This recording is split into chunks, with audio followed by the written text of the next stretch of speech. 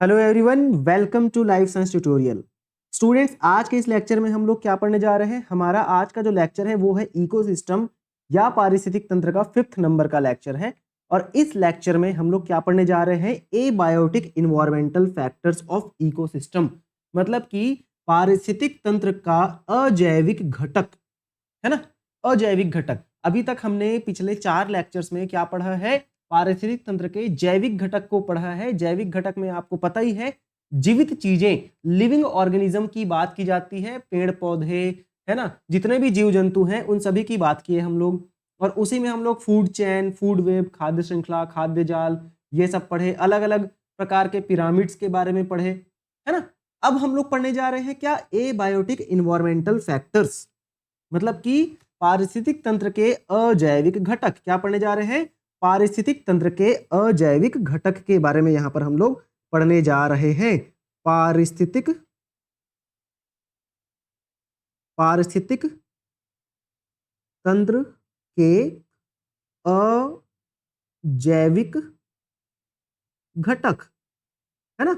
पारिस्थितिक तंत्र के अजैविक घटक के बारे में पढ़ने जा रहे हैं। और इस अजैविक घटक में याद रखना, बहुत सारे अलग अलग अजैविक घटक हैं, लेकिन जो मोस्ट इंपॉर्टेंट अजैविक घटक हैं वो कौन कौन से मैं आपको बताना चाहूंगा, है ना। मोस्ट इंपॉर्टेंट याद रखना, मोस्ट इंपॉर्टेंट, अति महत्वपूर्ण जो अजैविक घटक हैं वो कौन कौन से हैं। सबसे पहला आ जाता है आपका लाइट। किसी भी पारिस्थितिक तंत्र में बिना लाइट वाले अजैविक घटक के कोई भी पारिस्थितिक तंत्र हम उसे क्या नहीं कर सकते, कंसीडर नहीं कर सकते पारिस्थितिक तंत्र, ठीक है। लाइट तो चाहिए ही चाहिए, ठीक है। दूसरा आता है टेम्परेचर, तापमान, ठीक है। टेम्परेचर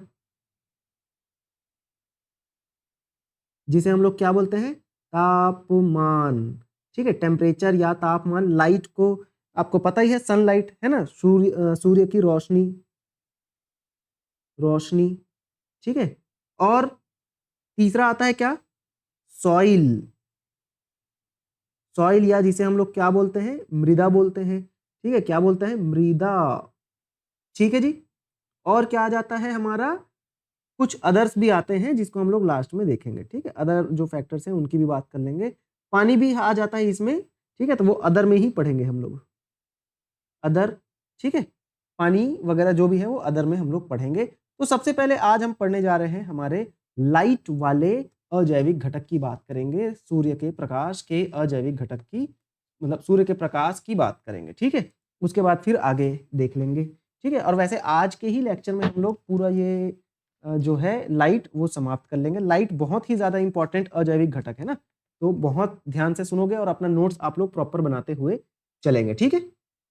तो ये एक कॉम्प्लेक्स फिजिकल इन्वायरमेंटल फैक्टर है, ये आपको पता ही है, बहुत ज्यादा कॉम्प्लेक्स फिजिकल इन्वायरमेंटल फैक्टर है। और लाइट को याद रखना, मेजर किया जाता है किससे, लग्स मीटर या फोटोमीटर से क्या किया जाता है, मेजर किया जाता है। किससे मेजर किया जाता है ना, मापा जाता है। किससे मापा जाता है, इसे किसके द्वारा मापा जाता है, लग्स मीटर, लग्स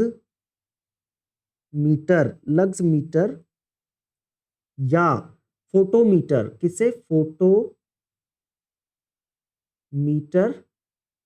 से मापा जाता है या मेजर किया जाता है, ठीक है। मापा जाता है कितने इंटेंसिटी की लाइट है, ये सब अपन देखते हैं ना। तो भाई 700 नैनोमीटर, 680 नैनोमीटर, ये सब हम जब फोटोसिंथेसिस वाला चैप्टर पढ़ते हैं तो PS1 PS2 रिएक्शन सेंटर पढ़ते हैं, तो वहां पर जो नैनोमीटर की बात हो रही है ना, तो ये सब लाइट को मेजर करने के अलग अलग इंस्ट्रूमेंट्स हैं, लग्स मीटर या फोटोमीटर, ठीक है।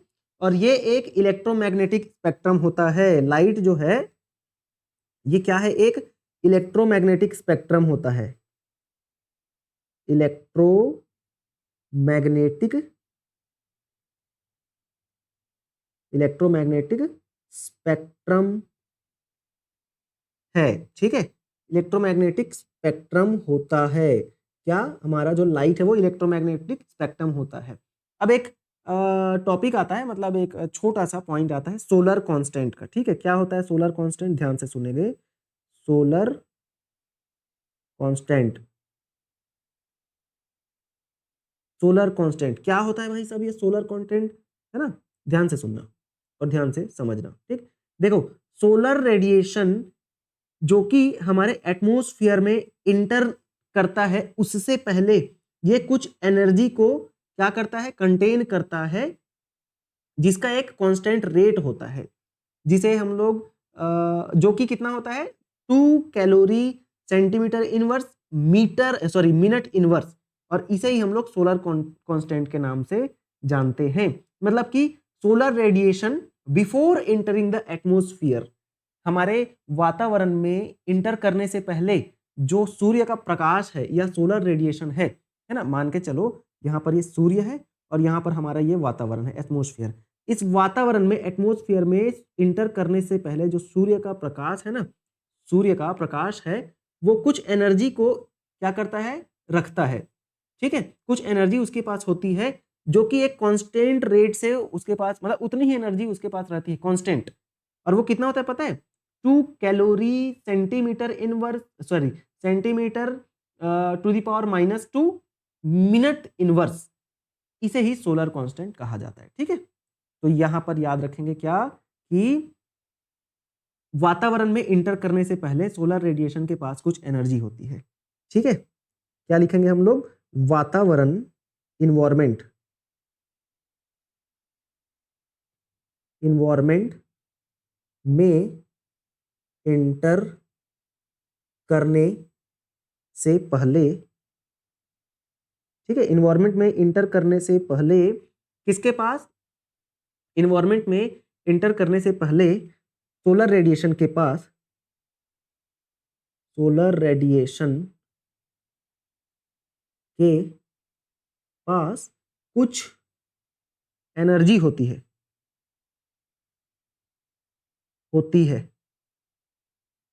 ठीक है, कुछ एनर्जी होती है जो कि एक कांस्टेंट रेट में रहती है, जो कांस्टेंट रहती है, और वो एनर्जी कितनी है,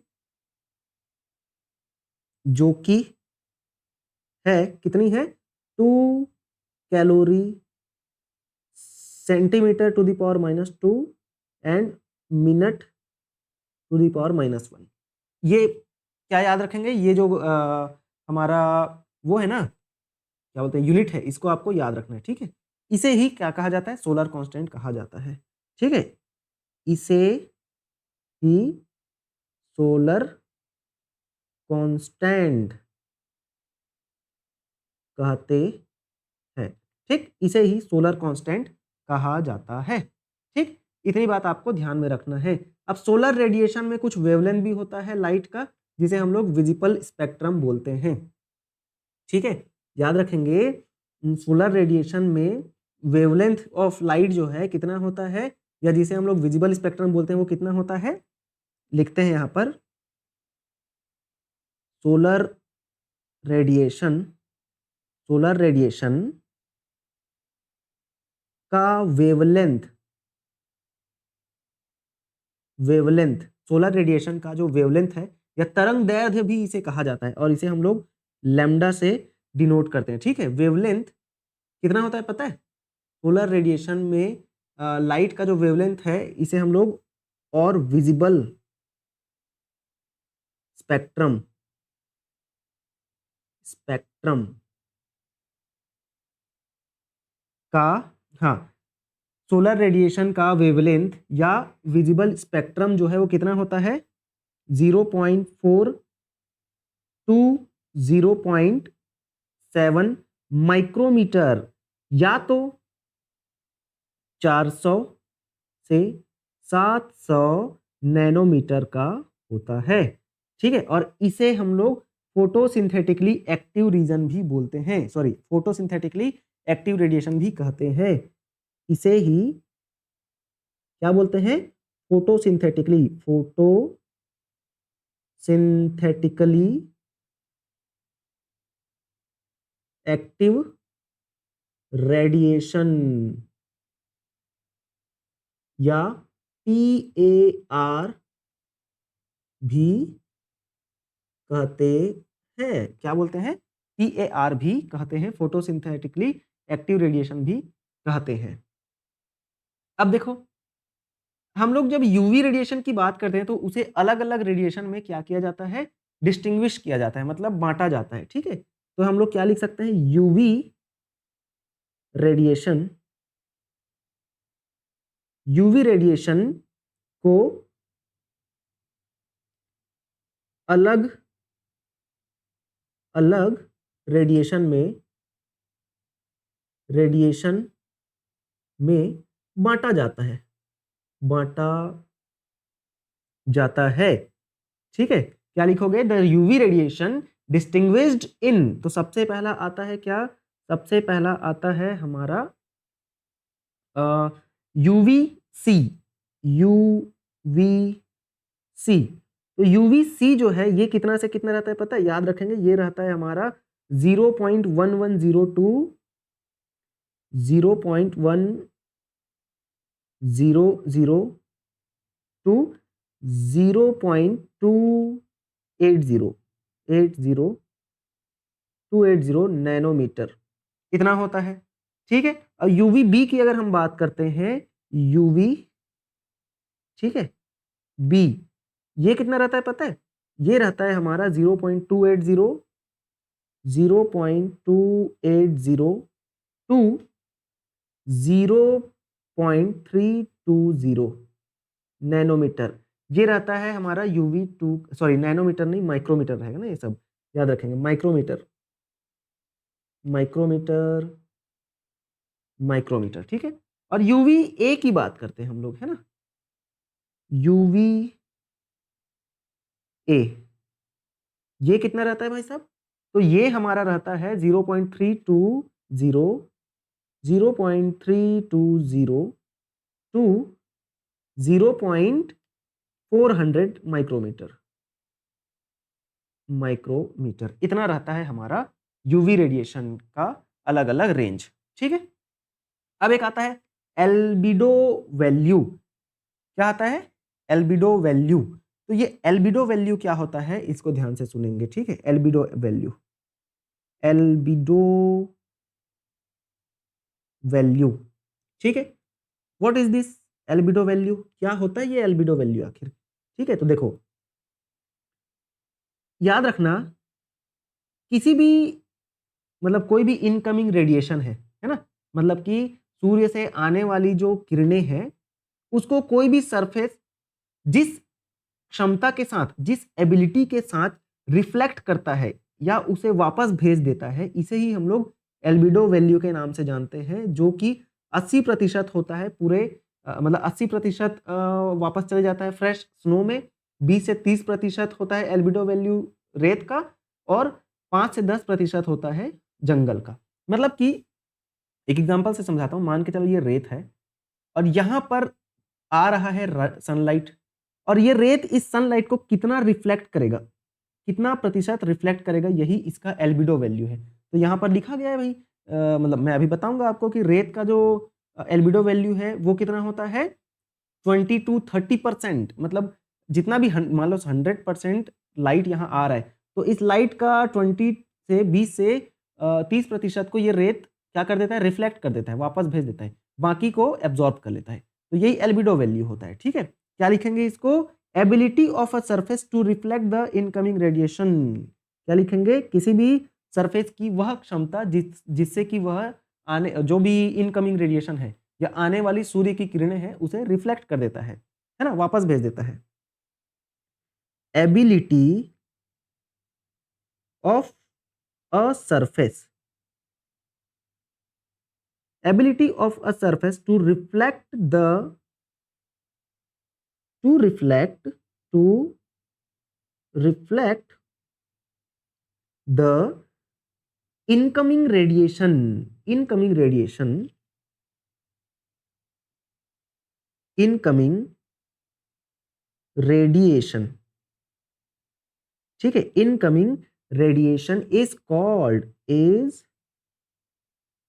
कॉल्ड, क्या कहते हैं इसे, albedo value, albedo value, albedo value. ठीक है, या इसे शॉर्टकट में एवी भी लिखते हैं। ठीक है, और यह कितना कितना होता है भाई साहब, तो यहां पर मैं लिख देता हूं, है ना, याद रखना 80% होता है फ्रेश स्नो का। याद रखेंगे किसी भी सरफेस का प्रकाश को उसी के माध्यम में वापस भेज देने की जो क्षमता है वो एल्बिडो वैल्यू है। तो 80% मतलब जो हमारा फ्रेश स्नो है, फ्रेश स्नो जो है वो लगभग 80% प्रकाश को वापस भेज देता है। और वैसे ही अगर हम बात करते हैं सैंड की या रेत की, तो ये 20 से 30% प्रकाश को क्या कर देता है, वापस भेज देता है। और वैसे ही अगर हम बात करते हैं हमारे फॉरेस्ट की, जंगलों की, तो 5 से 10, क्योंकि भाई जंगल में ग्रीन पौधे और वो तो एब्जॉर्ब करते हैं ना, तो 5 से 10% जो है किसके लिए होता है, ये होता है हमारे फॉरेस्ट के लिए। एल्बिडो वैल्यू बहुत इंपॉर्टेंट है, याद रखेंगे। चलो इतनी बातें आपको ध्यान में रखना है ना।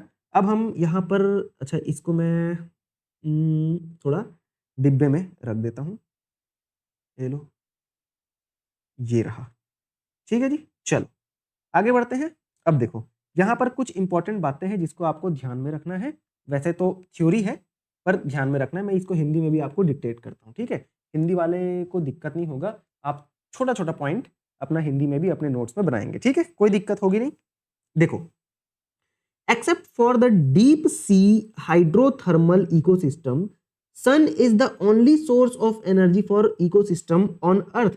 मतलब कि हमारे इस धरती में सिर्फ सूर्य ही है जो कि अल्टीमेट सोर्स है किसके लिए, एनर्जी के लिए। मतलब सूर्य ही है जो इस धरती में जितनी भी एनर्जी है उसको प्रोवाइड कर रहा है।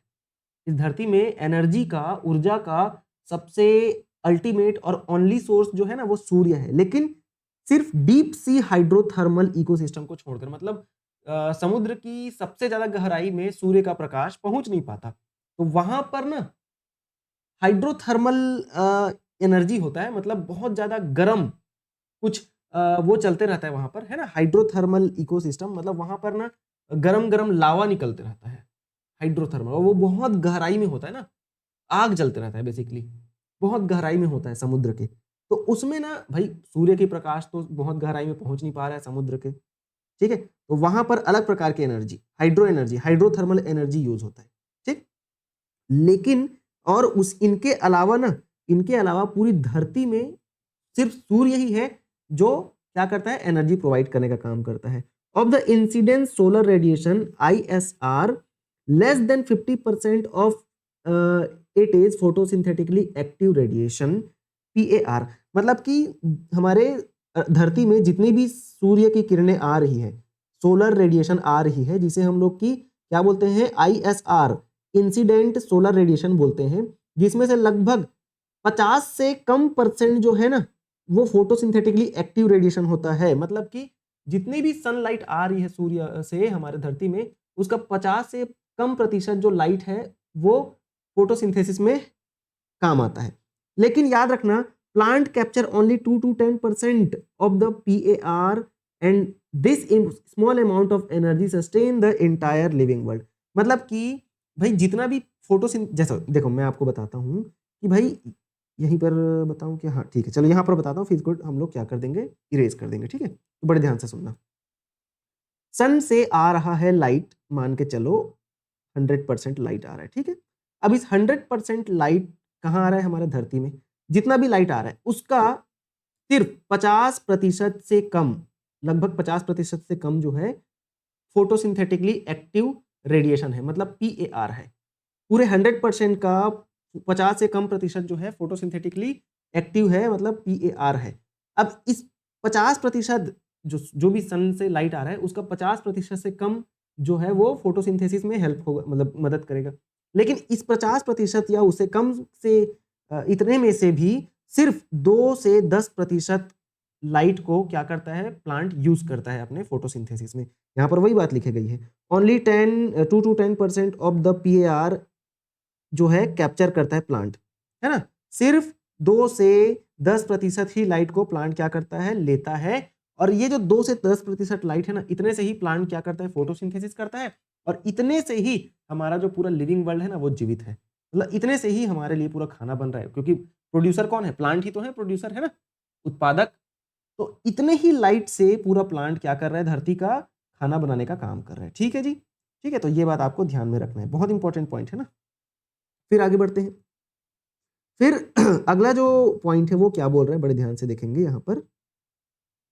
देखो, बोल रहा है many species of small plants, herbs and shrubs growing in a forest are adapted to photosynthesis optimally under very low light conditions because they are constantly क्या लिखा है, overshadowed by tall canopied trees। मतलब देखो, बहुत सारे ऐसे plants होते हैं जो कि अपने आप को उस तरीके से एडॉप्ट किए रहते हैं, अपने आप को उस तरीके से ढाले रहते हैं कि वो बहुत कम लाइट में भी क्या कर सके, फोटोसिंथेसिस कर सके। क्यों पता है? क्योंकि बहुत सारे ऐसे छोटे छोटे प्लांट्स होते हैं जिनके पास लाइट पहुंच भी नहीं पाता। भाई बड़े बड़े पौधे हैं, ऐसे बड़े बड़े, एकदम बड़े बड़े ऐसे पौधे हैं, ठीक है, ऐसे बड़े बड़े पौधे हैं। अब ये तो ठीक है, यहाँ से डायरेक्ट लाइट पड़ जा रहा है इनमें, लेकिन नीचे में जो छोटे छोटे प्लांट्स है, छोटे छोटे घास फूस है, उनके पास तो लाइट पहुंच नहीं पा रहा है, क्योंकि ये बड़े बड़े पौधे क्या कर दे रहे, छांव कर दे रहे हैं। ये जो नीचे के जो प्लांट्स है ना छोटे छोटे, वो अपने आप को इस तरीके से ढाले रहते हैं कि वो कम लाइट में भी, भाई ठीक है डायरेक्ट लाइट तो नहीं पड़ रहा, लेकिन कहीं ना कहीं से रिफ्लेक्ट करके तो लाइट पड़ ही रहा है ना, तो कम लाइट में भी वो क्या कर सके, फोटोसिंथेसिस कर सके। ऐसे बहुत सारे छोटे छोटे प्लांट्स होते हैं जिनके पास कभी सनलाइट डायरेक्ट पहुंचता ही नहीं है, क्योंकि बड़े प्लांट्स जो है, बड़े पौधे जो है, ट्रीज जो है, वो क्या कर देते हैं, छांव कर देते हैं, इसलिए। ठीक है, अब आगे देखते हैं। Many plants are also dependent on sunlight to meet their photoperiodic requirement for flowering। बहुत सारे ऐसे प्लांट्स भी होते हैं जो कि अपने फ्लावरिंग के लिए, पुष्पन के लिए, मतलब फूल उगने के लिए बहुत सारे पौधों को लाइट की जरूरत होती ही होती है। बिना लाइट के उनमें फ्लावरिंग नहीं होगा। आपने पढ़ा होगा, जब प्लांट फिजियोलॉजी जब पढ़े होगे ना, तो फ्लावरिंग के लिए लाइट चाहिए रहता है ना। तो भाई फ्लावरिंग होने के लिए, पौधों में फूल खिलने के लिए भी लाइट की जरूरत होती है। ठीक है, for many animal to light is important in that they use the diurnal and seasonal variation in light intensity and duration, जिसे हम लोग फोटो पीरियड कहा जाता है, as cues for timing their foraging, reproductive and migratory activities. मतलब यहाँ पर वही बात लिखी गई है कि बहुत सारे ऐसे एनिमल भी होते हैं जिनको लाइट की जरूरत होती है ना। उनको पता चलता है लाइट से कि भाई दिन हो गया, रात हो गया, ऐसे बहुत सारे एनिमल्स हैं, है ना। कई एनिमल ऐसे हैं जिनको दिन और रात से कोई मतलब नहीं है, जैसे समुद्र में रहने वाले प्राणी हैं, ठीक है। लेकिन कई बहुत सारे एनिमल ऐसे हैं जिनको दिन रात से मतलब है, और उनका जो दिनचर्या है वो लाइट के अकॉर्डिंग ही होता है। ठीक है, तो यहाँ पर वही बात लिखी गई है। The availability of light on land is closely linked with that of temperature since the sun is the source for both। ठीक है, तो यहां पर वही लिखा गया है कि भाई अब देखो, हमारे अर्थ में जितना भी तापमान है वो लाइट की वजह से ही तो है। तो लाइट जो है ना, सनलाइट जो है ना, दो काम कर रहा है। एक तो यहाँ के तापमान को भी मेंटेन कर रखा है ना, अर्थ में धरती के तापमान को भी मेंटेन कर रखा है, और दूसरा कि लाइट भी प्रोवाइड कर रहा है जिससे हम देख पा रहे हैं। ठीक है, तो ये दो काम करता है। फिर यहां पर लिखा है but deep more than 500 metre in the ocean the environment is perpetually dark and it is inhabitants are not aware of the existence of a celestial source of energy called sun।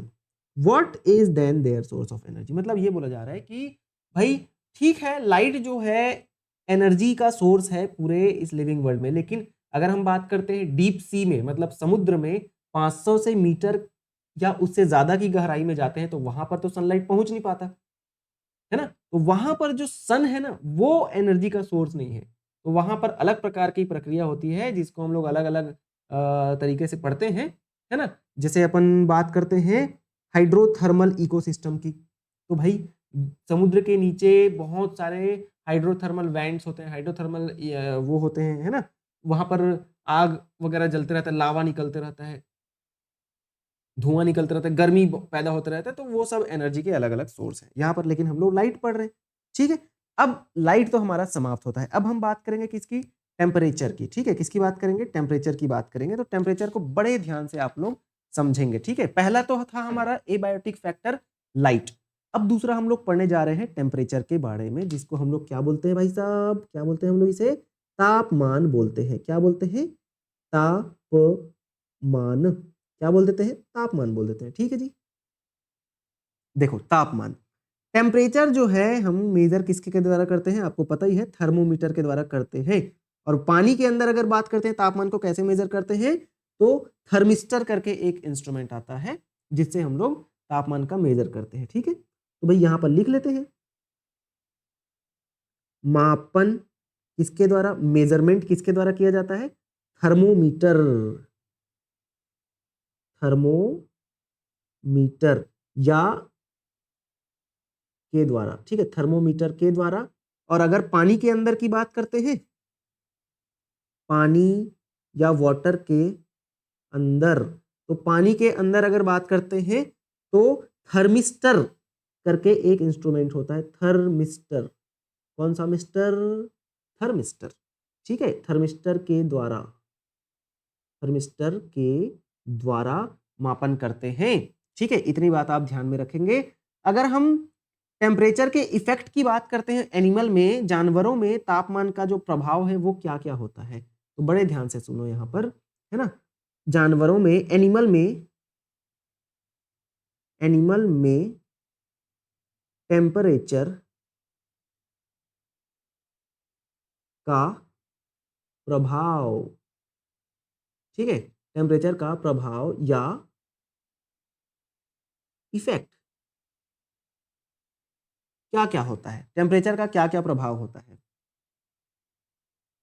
देखो temperature जो है ना, animal के size को, मतलब उसके body size को और उसके बॉडी पार्ट्स को अफेक्ट करता है। क्या करता है टेम्परेचर, एनिमल के बॉडी साइज और उसके पार्ट्स को अफेक्ट करता है। Temperature affect the absolute size of an animal and its body parts. क्या लिखेंगे यहां पर, टेम्परेचर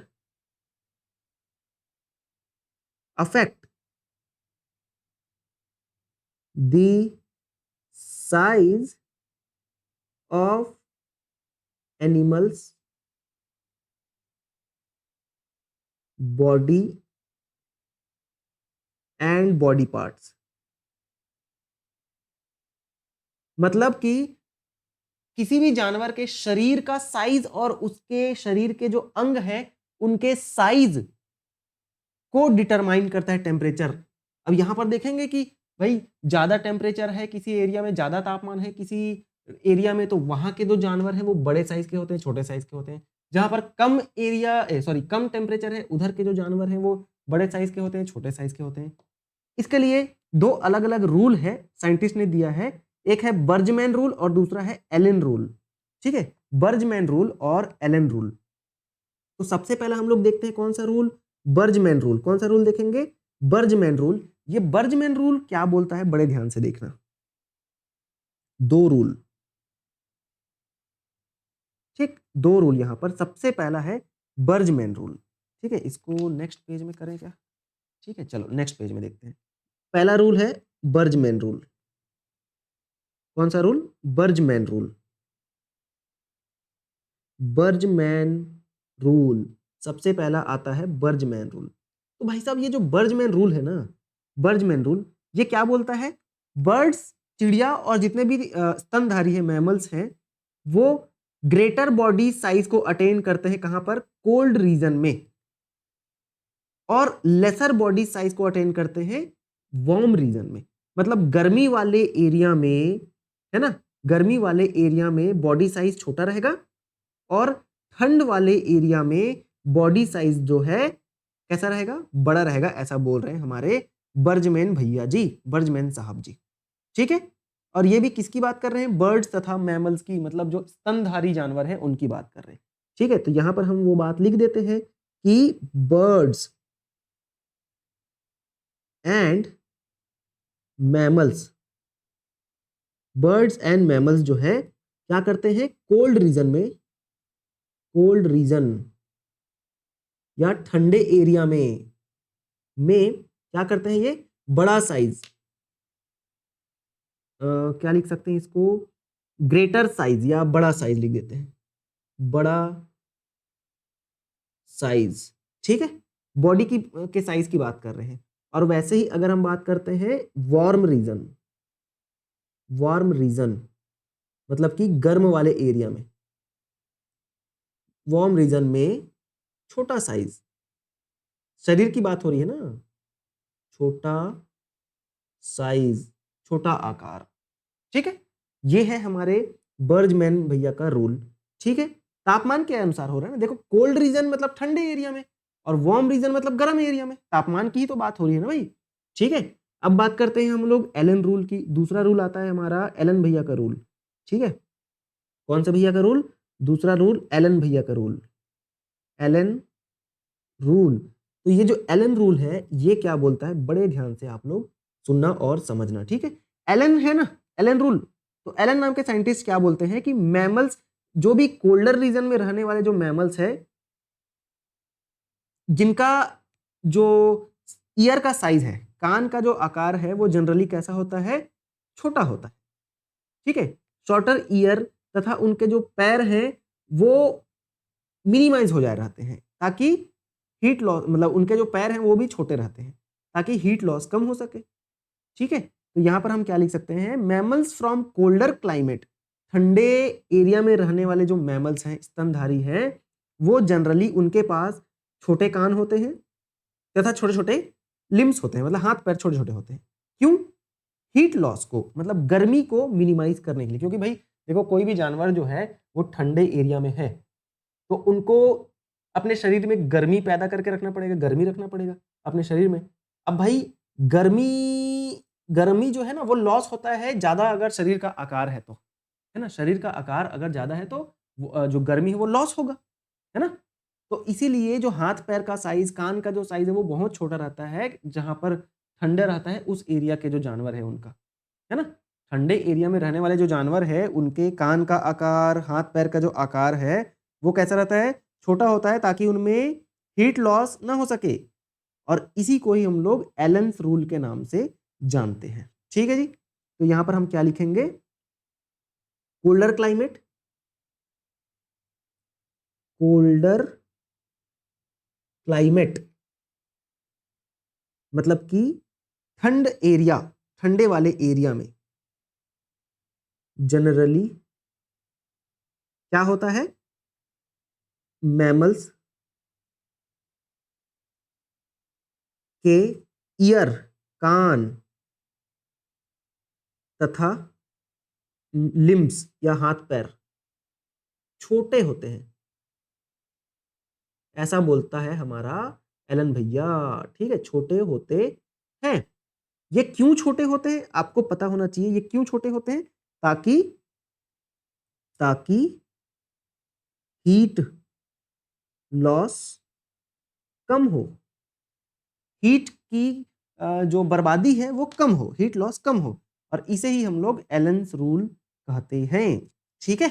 चलो यहां पर हमारा टेम्परेचर की बात किए, है ना। अब टेम्परेचर में अलग अलग चीजें और आएंगी, बहुत सारा कॉन्सेप्ट है टेम्परेचर में, तो इसको हम लोग थोड़ा सा रीडिंग कर लेते हैं, पढ़ लेते हैं। आपको बस ध्यान से यहाँ पर सुनना है और जो इंपॉर्टेंट पॉइंट है उसको अपने शब्दों में लिख लेना है, ठीक है। तो देखो बड़े ध्यान से सुनना, बहुत प्यारा कॉन्सेप्ट है, बड़े ध्यान से सुनोगे, ठीक है। हीट लॉस और heat gain is a function of surface area, मतलब कि किसी भी जानवर के शरीर में हीट का लॉस करना और हीट का गेन करना, मतलब तापमान का या टेम्परेचर का या हीट का, गर्मी का बर्बाद करना या उसे गेन करना, ये सरफेस एरिया का ही फंक्शन होता है। मतलब भाई तुम्हारा शरीर अगर बहुत ज्यादा एरिया का है तो तुमको गर्मी भी ज्यादा लगेगा और तुमको ठंडी भी ज्यादा लगेगा, क्योंकि तुम ठंड के दिनों में गर्मी को ज्यादा लॉस करोगे और गर्मी के दिनों में क्या करोगे, गर्मी को ज्यादा एक्सेप्ट करोगे, है ना, ठंड को ज्यादा लॉस करोगे। तो ये चीज होता है भाई, higher concentration to lower concentration, आप जानते हो ना। तो यही चीज यहां पर भी होगा, ज्यादा सरफेस एरिया तो ज्यादा हीट का लॉस होगा, है ना। Since small animals have a larger surface area relative to their volume, they tend to lose body heat very fast when it is cold outside. मतलब कि यहाँ पर यही बोल रहा है कि भाई जो भी एनिमल जिनका बॉडी साइज छोटा होता है ना, क्या बोल रहा है, लार्जर, मतलब जो भी एनिमल छोटे होते हैं उनके पास उनका जो बॉडी का सरफेस एरिया है वो ज्यादा होता है। क्यों ज्यादा होता है पता है? क्योंकि देखो ये छोटा सा छुटकू सा एनिमल मान लो, लेकिन इनका जो सरफेस एरिया है बहुत कम है, बट इनका जो अंदर का एरिया है ना वो ज्यादा है, इनका जो वॉल्यूम है वो ज्यादा है एज कंपेयर टू इनका जो सरफेस एरिया है। तो सरफेस एरिया कम है ना, सॉरी यहाँ पर larger surface area relative to, अच्छा सरफेस एरिया इनका ज्यादा है, वॉल्यूम इनका कम है, सॉरी सॉरी माय मिस्टेक। यहाँ पर बोल रहा है, क्या बोल रहा है पता है, कि ऐसे एनिमल जिनका बॉडी छोटा दिख रहा है, तो भाई ठीक है ना, छोटा बॉडी है, इनमें वॉल्यूम बहुत कम है, अंदर का जो साइज है वो बहुत कम है क्योंकि बॉडी छोटा है, लेकिन इनका जो सरफेस एरिया है ना वो ज्यादा रहता है, किसके कंपेयर में, इनका जो वॉल्यूम है उसके कंपेयर में। तो इस according they tend to lose body heat very fast. भाई ये क्या करते हैं पता है, वॉल्यूम अंदर कम है लेकिन सरफेस एरिया तो ज्यादा है, भले ही ऑर्गेनिज्म छोटा है, तो ऑर्गेनिज्म छोटा है, जानवर छोटा है, तो उनका वॉल्यूम कम है लेकिन सरफेस एरिया तो ज्यादा है ना भाई। तो इस अनुसार ये क्या करते हैं, हीट लॉस करते हैं, बहुत जल्दी जल्दी अपनी बॉडी से हीट लॉस करते हैं। ठीक है, क्या करते हैं, हीट लॉस करते हैं। कहां पर, अगर बाहर कोल्ड ज्यादा है तो बाहर इन्वायरमेंट में ठंड ज्यादा है और इनके अंदर गर्मी ज्यादा है, तो गर्म से ठंड की ओर हीट क्या होगा, लॉस होगा। क्यों? क्योंकि सरफेस एरिया ज्यादा है बट बॉडी का वॉल्यूम इनका कम है। Then they have to expend much energy to generate body heat through metabolism. तो भाई अब ये क्या करेंगे, अपनी बॉडी के तापमान को ठंड के दिनों में बहुत जल्दी जल्दी लॉस कर रहे हैं, तो ये क्या कोशिश करेंगे पता है, कि भाई ठंड के दिनों में हमारी बॉडी में एनर्जी बच नहीं रहा है क्योंकि हीट के फॉर्म पे लॉस हो जा रहा है, तो ये क्या करेंगे पता है, और एनर्जी बनाने की कोशिश करेंगे और इनको ज्यादा बॉडी हीट प्रोड्यूस करना पड़ेगा बाय मेटाबॉलिज्म। मतलब मेटाबॉलिज्म की एक्टिविटी इनको जल्दी जल्दी करना पड़ेगा ताकि एनर्जी जल्दी बनाए, है ना। तो इसीलिए this is the main reason why very small animal are rarely found in polar region. तो भाई इनको ज्यादा वर्क करना पड़ रहा है, ज्यादा एनर्जी बनाना पड़ रहा है, और यही एक ऐसा रीजन है जिसकी वजह से ठंड वाले रीजन में क्या होता है, ठंड वाले रीजन में बहुत छोटे एनिमल नहीं पाए जाते। जहां पर भी ऐसा एरिया जहां पर भी बहुत ठंडी पड़ती है उधर ना बहुत छोटे एनिमल नहीं पाए जाते, उधर ना बहुत बड़े बड़े एनिमल ज्यादा पाए जाते हैं। समझ रहे हो, बड़े बड़े एनिमल ज्यादा पाए जाते हैं उधर, इधर साइड जहां पर ठंड ज्यादा होता है। ठीक, अब अगर हम बात करते हैं दूसरे पैराग्राफ की, तो temperature is the most ecological relevant environment factor. अच्छा यहाँ पर एक और बात याद रखना कि देखो ये कॉन्सेप्ट बहुत इंपॉर्टेंट नहीं है, लेकिन यहां से आपको सीखने को यही मिलता है जो ऊपर वाला डब्बा है उससे, कि भाई ठंड वाले एरिया में बड़े साइज के जानवर पाए जाते हैं और गर्मी वाले एरिया में छोटे साइज के जानवर पाए जाते हैं। क्यों? ठंड वाले एरिया में बड़े साइज के जानवर इसलिए ज्यादा पाए जाते हैं क्योंकि उनका जो वॉल्यूम है वो भी ज्यादा है और उसी अनुसार उनका सरफेस एरिया है ना, ज्यादा वॉल्यूम ज्यादा सरफेस एरिया। लेकिन छोटे एनिमल का वॉल्यूम कम होता है, सरफेस एरिया ज्यादा होता है। तो वॉल्यूम कम है बट सरफेस एरिया ज्यादा है, तो उनको ज्यादा सरफेस एरिया ज्यादा है तो ज्यादा हीट लॉस करना पड़ रहा है ठंड के दिनों में, और ज्यादा हीट लॉस करना पड़ रहा है तो एनर्जी और ज्यादा बनाना पड़ेगा, तो उसमें मेटाबॉलिज्म ज्यादा करना पड़ता है ना। तो ज्यादा काम झाम नहीं करना पड़े इसीलिए गर्मी वाले मतलब ठंड वाले एरिया में बड़े साइज वाले जानवर ज्यादा पाए जाते हैं, क्योंकि वहां पर तो वॉल्यूम और सरफेस एरिया का जो वो है ना वो बराबर है, तो ज्यादा हीट लॉस नहीं करना पड़ रहा है उनको। ठीक है, ये बात आपको ध्यान में रखना है। चलो अब आगे बढ़ते हैं। Temperature is the most ecological relevant environmental factor. बिल्कुल, टेम्परेचर जो है ना बहुत ज्यादा इंपॉर्टेंट एक इकोलॉजिकल फैक्टर है। You are aware that the average temperature on land very seasonally decreases progressively from the equator towards the pole. मतलब कि हमारे अर्थ में ना टेम्परेचर जो है अलग अलग होता है अलग अलग एरिया में, जैसे कि इक्वेटर से पोल की ओर जाते हैं तो टेम्परेचर जो है घटते जाता है, मतलब ये अर्थ है और ये है बीच का इक्वेटर भाग। जैसे ही हम इधर जाएंगे तो टेम्परेचर घटेगा, इधर जाएंगे तो टेम्परेचर घटेगा, लेकिन बीच में टेम्परेचर ज्यादा रहता है। ठीक है, तो भाई अर्थ में अलग अलग रीजन में अलग अलग टेम्परेचर रहता है, ये आपको पता ही है। फ्रॉम प्लेन टू, सॉरी इसको नहीं करते, पीले कलर का यूज करेंगे, है ना। देखो from plain to the mountain top, बिल्कुल समतल वाले एरिया से अगर हम वहां जाते हैं माउंटेन में, पहाड़ों में जाते हैं तो भी टेम्परेचर बढ़ते ही जाता है, सॉरी घटते जाता है ना। भाई पहाड़ी एरिया में जाओगे तो ठंड लगता है ना, तो टेम्परेचर क्या हो रहा है, घट रहा है, ठीक है। और वैसे ही यहाँ पर भी बोल रहे हैं कि इक्वेटर से पोल की ओर जाते हैं तो टेम्परेचर घटता है, मतलब बीच में इक्वेटर में ज्यादा टेम्परेचर रहता है। It ranges from sub zero level in polar areas and high altitude to more than 500 degree Celsius in tropical deserts in summer. मतलब गर्मी के दिनों में ये बोल रहा है कि भाई पोलर एरिया में, पोलर मतलब वही पोल्स में, ये है पोल्स और ये है पोल्स अर्थ का, ठीक है। तो पोलर एरिया में 0 हो जाता है टेम्परेचर, लेकिन गर्मी के दिनों में जो ट्रॉपिकल डेजर्ट होते हैं ना, ट्रॉपिकल डेजर्ट मतलब जहां पर सूखा, एकदम सूखा होता है, पानी वानी की कमी होती है, उधर एरिया में 500 से ज्यादा डिग्री सेल्सियस भी हो जाता है टेम्परेचर, है ना। तो टेम्परेचर बहुत ज्यादा इंपॉर्टेंट है भाई अलग अलग जानवर के लिए, क्योंकि कई जानवर कम टेम्परेचर में रहते हैं, कई जानवर ज्यादा टेम्परेचर में रहते हैं, है ना। तो बहुत इंपॉर्टेंट है ये सारी चीजें, ठीक है। फिर आगे बढ़ जाते हैं। There are however unique habitats such as thermal spring and deep sea hydrothermal vents where average temperature exceeds 1000 degree Celsius, ठीक है। मतलब कई ऐसे सारे भी वो हैं, इकोसिस्टम है, या कई ऐसे सारे भी जगह हैं, या ऐसे सारे भी हैबिटेट्स हैं जहां पर जानवर रहते हैं, जैसे कि थर्मल स्प्रिंग और डीप सी हाइड्रोथर्मल वेंट्स, जहां पर टेम्परेचर जो है 1000 डिग्री सेल्सियस से भी ज्यादा हो सकता है, और लेकिन वहां पर भी जानवर रहते हैं, मतलब ऑर्गेनिज्म बेसिकली, है ना। देख रहे हो इतना ज्यादा टेम्परेचर है उसके बाद भी वहां पर ऑर्गेनिज्म रह रहा है, ऐसा बोल रहे हैं, है ना। तो भाई वेराइटीज ऑफ टेम्परेचर, मतलब वेराइटीज ऑफ एरियाज हैं, कहीं पर कम टेम्परेचर वाला एरिया है, कहीं पर ज्यादा टेम्परेचर वाला एरिया है ना।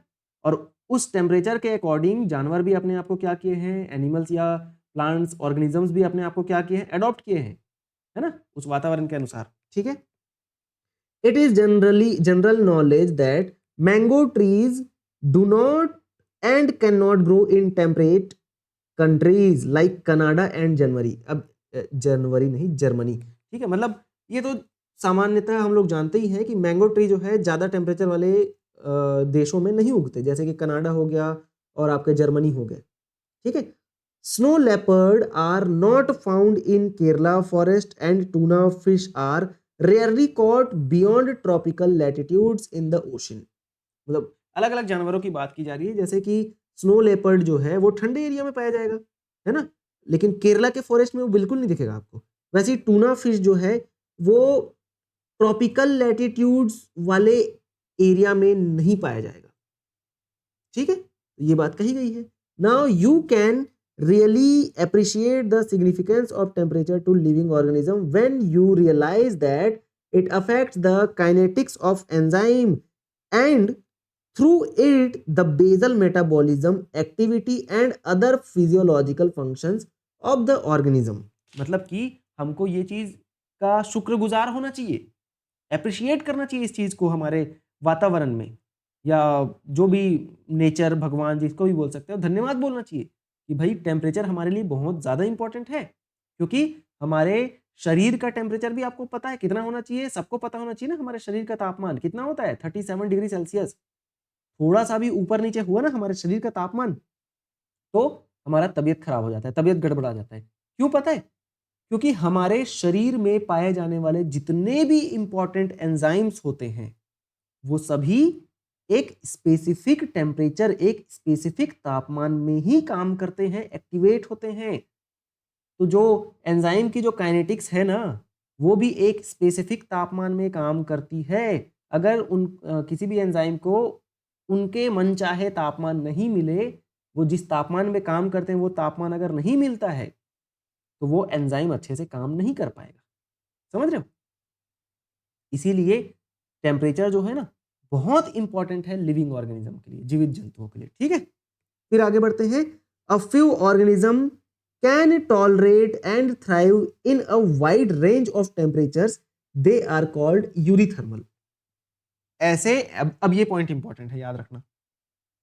यूरीथर्मल ऐसे एनिमल्स को कहा जाता है या ऐसे ऑर्गेनिजम्स को कहा जाता है जो वाइड रेंज ऑफ टेम्परेचर को क्या कर सकते हैं, झेल सकते हैं, टॉलरेट कर सकते हैं। मतलब वाइड रेंज मतलब वो बहुत कम तापमान में भी रह सकते हैं, बहुत ज्यादा तापमान में भी रह सकते हैं, है ना। वाइड रेंज मतलब जिनके एकदम नखरे नहीं है कि भाई मेरे को इतना ही टेम्परेचर, जैसे हमारे नखरे होते हैं ना, भाई मेरे को ना एसी में रहना है यार, ठंडा मतलब गर्मी नहीं झेला पाता मेरे से, और फिर एकदम ज्यादा ठंडा भी हमसे झेला नहीं पाता, है ना। तो हमारे तो नखरे हैं, लेकिन ऐसे भी ऑर्गेनिज्म हैं जिनके ज्यादा नखरे नहीं है, वो बहुत ज्यादा वाइड रेंज ऑफ टेम्परेचर को, मतलब बहुत ज्यादा तापमान में भी रह सकते हैं, बहुत कम तापमान में भी रह सकते हैं। तो इस प्रकार के एनिमल को या उस प्रकार के ऑर्गेनिज्म को हम लोग यूरीथर्मल बोलते हैं। But a vast majority of them are restricted to a narrow range of temperature. Such organisms are called stenothermal. ये पॉइंट इंपॉर्टेंट है ना, यूरीथर्मल और स्टेनोथर्मल। बहुत देखो, कुछ एनिमल, कुछ ऑर्गेनिज्म होते हैं यूरीथर्मल जो वाइड रेंज ऑफ टेम्परेचर को टॉलरेट कर सकते हैं, झेल सकते हैं। लेकिन अधिकतर जो जानवर होते हैं ना, अधिकतर जो ऑर्गेनिज्म होते हैं, वो कम तापमान मतलब कम रेंज ऑफ तापमान में ही क्या कर सकते हैं, रह सकते हैं। बहुत ज्यादा तापमान में उतार चढ़ाव हुआ तो वो निपट जाएंगे। ठीक है। Now the levels of thermal tolerance of different species determine a large extent their geographical distribution. ठीक है। The level of thermal tolerance of different species determine to a large extent their geographical distribution. मतलब basically यही कहा जा रहा है कि भाई कोई भी ऑर्गेनिज्म जितना टेम्परेचर को टॉलरेट कर सकता है, उसी हिसाब से वो अपने जियोग्राफिकल रीजन में डिस्ट्रीब्यूट रहता है। ठीक है भाई, तुम ठंड वाले रीजन में रहने वाले ऑर्गेनिज्म को अगर गर्मी वाले एरिया में ले जाओगे तो वो नहीं रह पाएगा, है ना। तो जितने टेम्परेचर में वो रह सकता है उसी के अकॉर्डिंग उसका डिस्ट्रीब्यूशन रहता है हमारे अर्थ में, जियोग्राफिकल एरिया में। ठीक है, चलो आगे बढ़ते हैं। Can you think of a few eurythermal and stenothermal animal and plant. तो ये आप अपनी कॉपी में, अपने नोट्स में लिखेंगे, गूगल से सर्च करके एग्जाम्पल पूछा जा सकता है। अलग अलग यूरीथर्मल मतलब ऐसे ऑर्गेनिज्म जो बहुत सारे तापमान को, बहुत सारे रेंज ऑफ तापमान को क्या कर सकते हैं, टॉलरेट कर सकते हैं। और स्टेनोथर्मल जिनके बहुत नखरे हैं कि भाई मेरे को ज्यादा गर्मी नहीं चाहिए, मेरे को ज्यादा ठंडी नहीं चाहिए, ऐसे वाले। ठीक है, ये रहा। चलो आगे बढ़ते हैं। अब यहां पर एक टॉपिक आता है एडोप्टेशन का, है ना। एडोप्टेशन मतलब, एडोप्टेशन का मीनिंग मैं आपको बताना चाहूंगा। एडोप्टेशन का मतलब क्या होता है कि भाई हम किसी सिचुएशन में अपने आप को ढाल लेते हैं ना, इसी को ही एडोप्टेशन बोलते हैं। लेकिन हम जो सिचुएशन में ढालते हैं वो एडोप्टेशन आम चाल, मतलब आम चाल नहीं, आम तौर पर बोल चाल की जो भाषा होती है वो है। बट यहाँ पर एडप्टेशन का मतलब होता है जानवर है जो है अपने आप को इन्वायरमेंट के हिसाब से ढाल लेता है और उसके जीन में वो गुण चले जाता है, तो ये एडप्टेशन है। ठीक है, तो यहाँ पर मैं लिख देता हूं, ढाल लेना, अपने आप को ढाल लेना, अपने आप को ढाल लेना ही क्या कहलाता है, एडप्टेशन कहलाता है। अब यहाँ पर क्या लिखा गया है देखो, थोड़ा सा थ्योरी है ना। ये थ्योरी को लिख लिख के समझाना उतना मतलब टाइम वेस्ट ही है बेसिकली। तो इसलिए आपको ना यहाँ पर ना चीज़ों को बताया जा रहा है। बस इंपॉर्टेंट पॉइंट को आपको मैं बता देना चाहूँगा। यहाँ पर ये जो यूरीथर्मल है ना, ये इंपॉर्टेंट है। यहाँ पर स्टेनोथर्मल है, ये इंपॉर्टेंट है। दोनों का मीनिंग आपको पता होना चाहिए। ठीक है, यूरीथर्मल, स्टेनोथर्मल ये क्या होते हैं, इसका मीनिंग आपको पता होना चाहिए। ठीक, चलो आगे बढ़ते हैं। फिर एडेप्टेशन का मतलब क्या होता है, इसको मैं आपको बताना चाहूंगा कि एडेप्टेशन का मतलब होता है it in the polar seas aquatic mammals like seals have a thick layer of fat. मतलब एक्वेटिक मैमल्स जैसे कि सील्स, उनके पास ना बहुत ज्यादा मोटा फैट का लेयर होता है जिसे हम ब्लबर भी बोलते हैं, below their skin that acts as an insulator and reduces loss of body heat. Physiological adaptation बोलते हैं इसे। मतलब कि भाई कुछ एनिमल्स ऐसे होते हैं जिनमें बॉडी के टेम्परेचर को बचाने के लिए मतलब उनकी बॉडी से तापमान लॉस ना हो, टेम्परेचर का लॉस ना हो। तो इसी लॉस को बचाने के लिए उनकी बॉडी के स्किन के जस्ट नीचे कुछ लेयर्स बन जाते हैं, किसके, फैट के, वसा का लेयर बन जाता है, ताकि भाई स्किन से ही तो हीट का लॉस होता है ना, हमारे बॉडी के तापमान का लॉस जो है हीट से ही होता है, मतलब स्किन से ही होता है। अब आपका स्किन ही बहुत मोटा है, चमड़ी बहुत मोटी है, तो आपके शरीर से कम लॉस होगा ना हीट का। तो इस प्रकार का जो एडेप्टेशन होता है, इसे कहा जाता है फिजियोलॉजिकल एडेप्टेशन। मतलब ये बहुत सारे अलग अलग एनिमल्स में होता है ना, जो एनिमल एकदम चबी होता है, मोटा होता है ना, तो उनके शरीर में ये एडेप्टेशन होता है, जिसे फिजियोलॉजिकल एडेप्टेशन बोलते हैं। Many desert plants have a thick cuticle on their leaf surfaces and have their stomata arranged in deep pits to minimize water loss through transpiration. अब ट्रांसपीरेशन क्या होता है आपको पता है, वाष्पोत्सर्जन। तो वाष्पोत्सर्जन में पानी का लॉस होता है। अब भाई ऐसे पौधे जो सूखे एरिया में रहते हैं, रेगिस्तान में रहते हैं, डेजर्ट प्लांट, जैसे कि नागफनी, वो डेजर्ट प्लांट है। उनके पौधे कैसे रहते हैं, उनका जो पत्ती रहता है वो बहुत मोटा रहता है। क्यों पता है? क्योंकि उनकी पत्तियों में एक लेयर बन जाता है, क्यूटिकल लेयर, क्यूटीन की बनी एक लेयर बन जाती है, जिसे क्यूटिकल बोलते हैं। वो लेयर क्यों बनता है पता है? पत्ती को मोटा बना देता है, ताकि वहां से, और स्टोमेटा को थोड़ा ढक देता है, ताकि वहां से रंध्र जिसे बोलते हैं ना, स्टोमेटा, उसको ढक देता है, ताकि वहां से पानी का लॉस कम हो, है ना भाई। वो सूखे एरिया में पाए जा रहे हैं, कैसे पौधे? ऐसे पौधे जो सूखे एरिया में पाए जा रहे हैं, जैसे कि नागफनी। अब उधर पानी ऑलरेडी कम है, और गर्मी भी ज्यादा पड़ता है, तो गर्मी में वाष्पोत्सर्जन ज्यादा होता है, ट्रांसपीरेशन ज्यादा होता है, तो ट्रांसपीरेशन में पानी का लॉस होता है। अब पानी के लॉस को बचाने के लिए हमको स्टोमेटा को बंद रखना पड़ेगा, क्योंकि स्टोमेटा से ही पानी का लॉस होता है। तो स्टोमेटा को बंद रखने के लिए उनकी पत्तियों में एक ऐसा रूपांतरण हुए रहता है, एडेप्टेशन हुए रहता है, कि पत्ती मोटी हो जाती है। क्यों? क्योंकि पत्तियों में एक लेयर बन जाता है, जिसे हम लोग क्यूटीन बोलते हैं, या सॉरी क्यूटिकल बोलते हैं, और क्यूटीन की बनी होती है। क्यूटीन एक कंपाउंड है, ठीक। They also have a special photosynthetic pathway, जिसे हम लोग कैम पाथवे बोलते हैं, that enables their stomata to remain closed during day time. मतलब एक और पाथवे होता है इनमें, है ना, जिसे कैम पाथवे बोलते हैं, जो कि एक फोटोसिंथेसिस का पाथवे होता है, जिससे कि इनका स्टोमेटा दिन के समय बंद रहता है, ठीक है। ये भी एक प्रकार का फिजियोलॉजिकल एडेप्टेशन है, ठीक है। Some desert plants like opuntia have no leaves. अब कुछ और भी ऐसे सूखे डेजर्ट प्लांट होते हैं, रेगिस्तान में पाए जाने वाले पौधे होते हैं, जिनमें लीफ ही नहीं पाया जाता, पत्तियां ही नहीं पाई जाती, क्योंकि भाई पत्तियों से ही तो पानी का लॉस होता है। तो पत्तियां ही नहीं पाई जा रही, तो कहां से पानी का लॉस होगा, है ना। Leaves modified into spines to reduce transpiration, the photosynthetic function is taken over by the flattened stem. इसे मॉर्फोलॉजिकल एडेप्टेशन कहा जाता है। मतलब ओपनशिया एक पौधा है, ऐसा पौधा है जो कि रेगिस्तान में पाया जाता है, जिनमें इस प्रकार का रूपांतरण हुए रहता है कि जो उनकी पत्तियां है ना, वो कांटों में बदल जाती है, और इनका जो स्टेम है, या क्योंकि पत्तियों में ही स्टोमेटा पाया जाता है, ठीक है, स्टेम या तने में स्टोमेटा नहीं पाया जाता।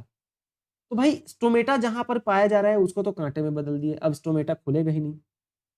अब भाई ठीक है, पत्तियां, स्टोमेटा बंद करने के लिए पत्तियों में रूपांतरण हो गया और वो कांटे में बदल गया है, लेकिन पत्तियों में फोटोसिंथेसिस भी होता है। तो ये जो फोटोसिंथेसिस का काम है ना, उनके तने के द्वारा हो रहा है। अब तने में फोटोसिंथेसिस हो रहा है, तो वहां पर गैसों का आदान प्रदान तने में हो जा रहा है, स्टोमेटा तो नहीं है लेकिन वहां पर, है ना। तो स्टोमेटा बंद हो गया, क्यों? क्योंकि कांटे बन गए हैं पत्तियां। तो ये भी एक प्रकार का रूपांतरण है, जिसे हम लोग मॉर्फोलॉजिकल एडेप्टेशन बोलते हैं। क्यों पता है? क्योंकि यहाँ पर स्ट्रक्चर में बदलाव हुआ है, तो इसीलिए इसको मॉर्फोलॉजिकल एडेप्टेशन कहा जा रहा है, ठीक। चलो, अब कुछ इंपॉर्टेंट पॉइंट्स हम लोग यहाँ पर सीखेंगे, पढ़ेंगे, जो कि आप ध्यान से सुनेंगे, ठीक है। और वो इंपॉर्टेंट पॉइंट्स क्या है, बड़े ध्यान से आप लोग समझेंगे, ठीक है। चलो,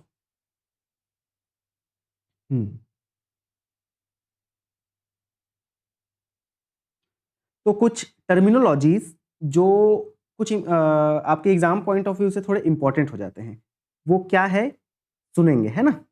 जैसे कि पहले आता है हाइबरनेशन। क्या आता है? हाइबरनेशन, ठीक है। सबसे पहला आता है hibernation. Hibernation, hibernation,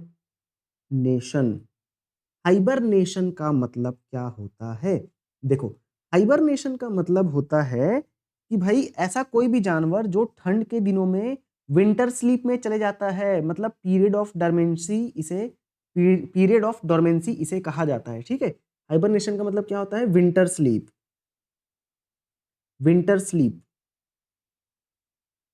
winter sleep, या इसे पीरियड ऑफ डोरमेंसी भी कहा जाता है। मतलब कि डोरमेंसी के पीरियड में चले जाता है, पीरियड ऑफ डोरमेंसी, ठीक है, पीरियड ऑफ डोरमेंसी इसे कहा जाता है ना।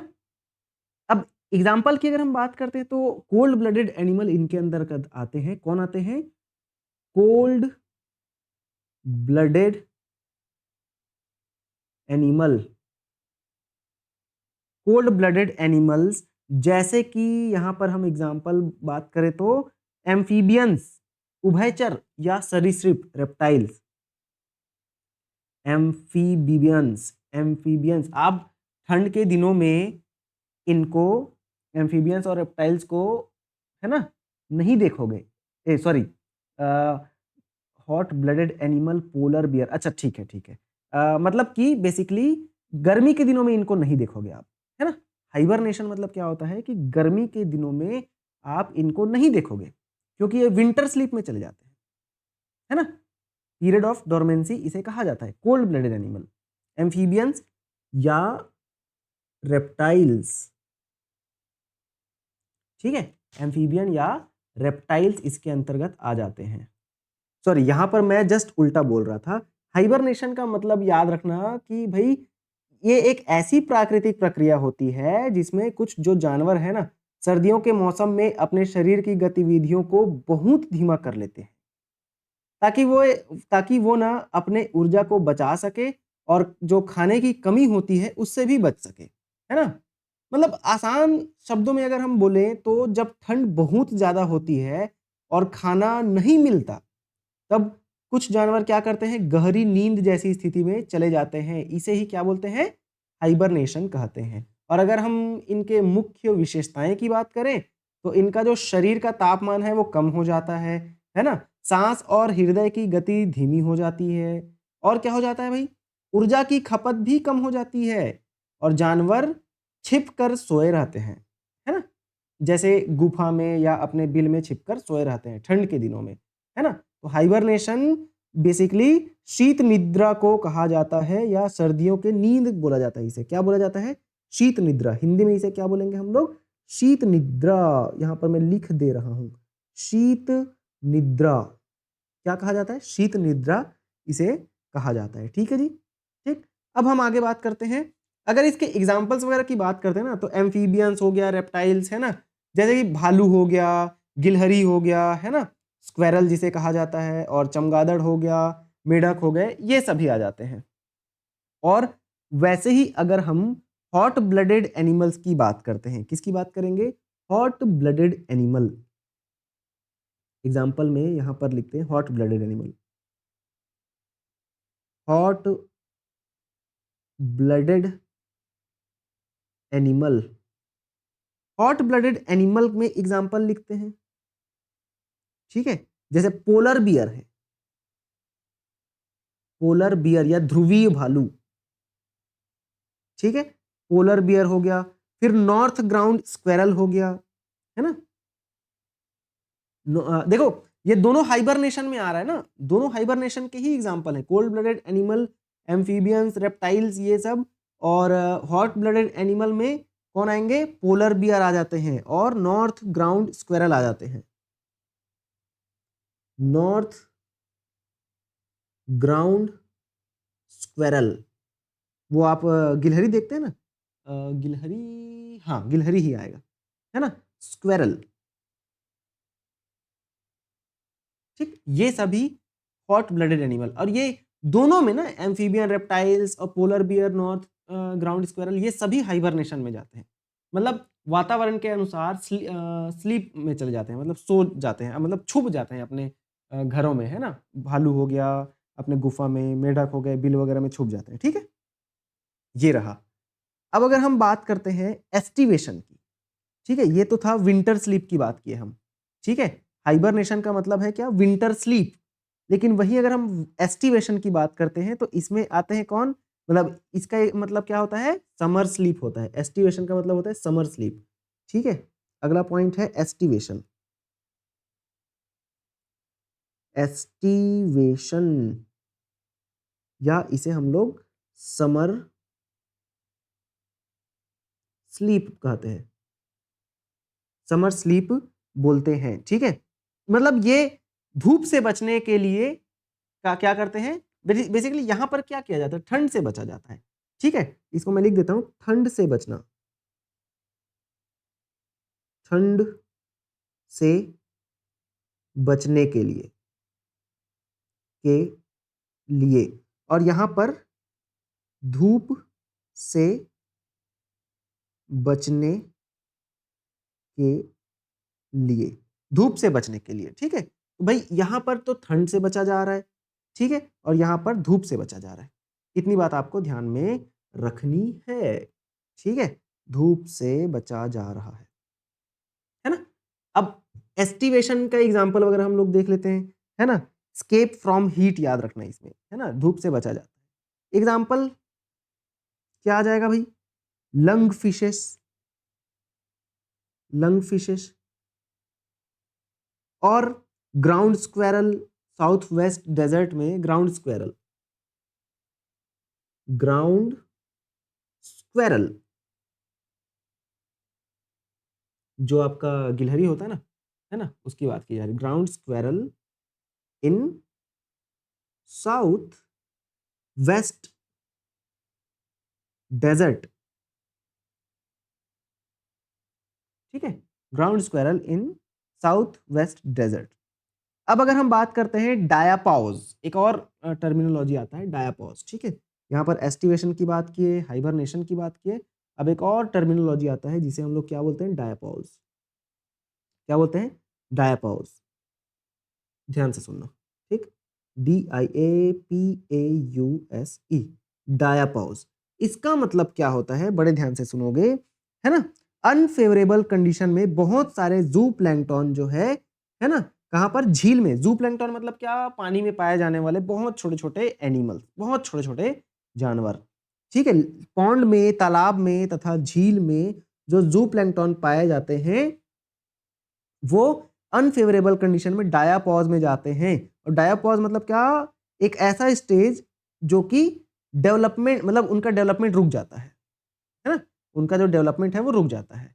कब, जब कंडीशन अनफेवरेबल रहता है तो, ठीक है। तो यहां पर हम लिखते हैं क्या, अनफेवरेबल कंडीशन में, अनफेवरेबल, अनफेवरेबल कंडीशन मतलब भाई वातावरण अच्छा नहीं है, कंडीशन अच्छा नहीं है, अनफेवरेबल कंडीशन, अनफेवरेबल कंडीशन में तालाब एवं झील में उपस्थित, तालाब एवं झील में उपस्थित कौन, जू प्लैंकटन, जू प्लैंकटन जो है कहां चले जाते हैं, डायापॉज में चले जाते हैं, डायापॉज, डायापॉज में चले जाते हैं। डायापॉज का मतलब क्या है, डायापॉज का मतलब डेवलपमेंट का रुक जाना, डेवलपमेंट का रुक जाना, ठीक है। डायापॉज का मतलब क्या है, रुक जाना है, किसका, डेवलपमेंट का रुक जाना होता है, ठीक है जी। चलो अब नेक्स्ट पॉइंट हमारा आता है क्या, एक्लीमेटाइजेशन। एक्लीमेटाइजेशन का मतलब क्या होता है, ठीक है। तो यहाँ पर जो जो इंपॉर्टेंट पॉइंट्स है, जो जो इंपॉर्टेंट बातें हैं वो मैं आपको बताते जा रहा हूं। अब ध्यान से सुनेंगे, एक्लीमेटाइजेशन का मतलब क्या होता है, ये भी बहुत इंपॉर्टेंट चीज है ना, बहुत इंपॉर्टेंट पॉइंट है, बहुत इंपॉर्टेंट कॉन्सेप्ट, ध्यान से सुनना। एक्लीमेटाइजेशन देखो, acclimatization is a gradual physiological adjustment of the organism to the slowly changing new environmental condition. Acclimatisation का मतलब क्या होता है? Basically physiological adjustment. जैसे कोई ऑर्गेनिज्म नए वातावरण में गया तो वहां पर वो अपने अंदर थोड़े बहुत चेंजेस लाएगा उस वातावरण के अनुसार, मतलब उसको एडॉप्ट करना पड़ेगा ना, उस वातावरण में ढलना पड़ेगा। तो अपने अंदर वो कुछ धीरे धीरे धीरे धीरे ग्रेजुअल चेंजेस लाएगा। कैसा चेंजेस लाएगा? फिजियोलॉजिकल चेंजेस लाएगा, एडजस्टमेंट। भाई हमारा वातावरण चेंज होता है, कुछ भी होता है तो हम उस वातावरण के अनुसार ढालते हैं ना अपने आप को, और धीरे धीरे ढलता है वो, है ना।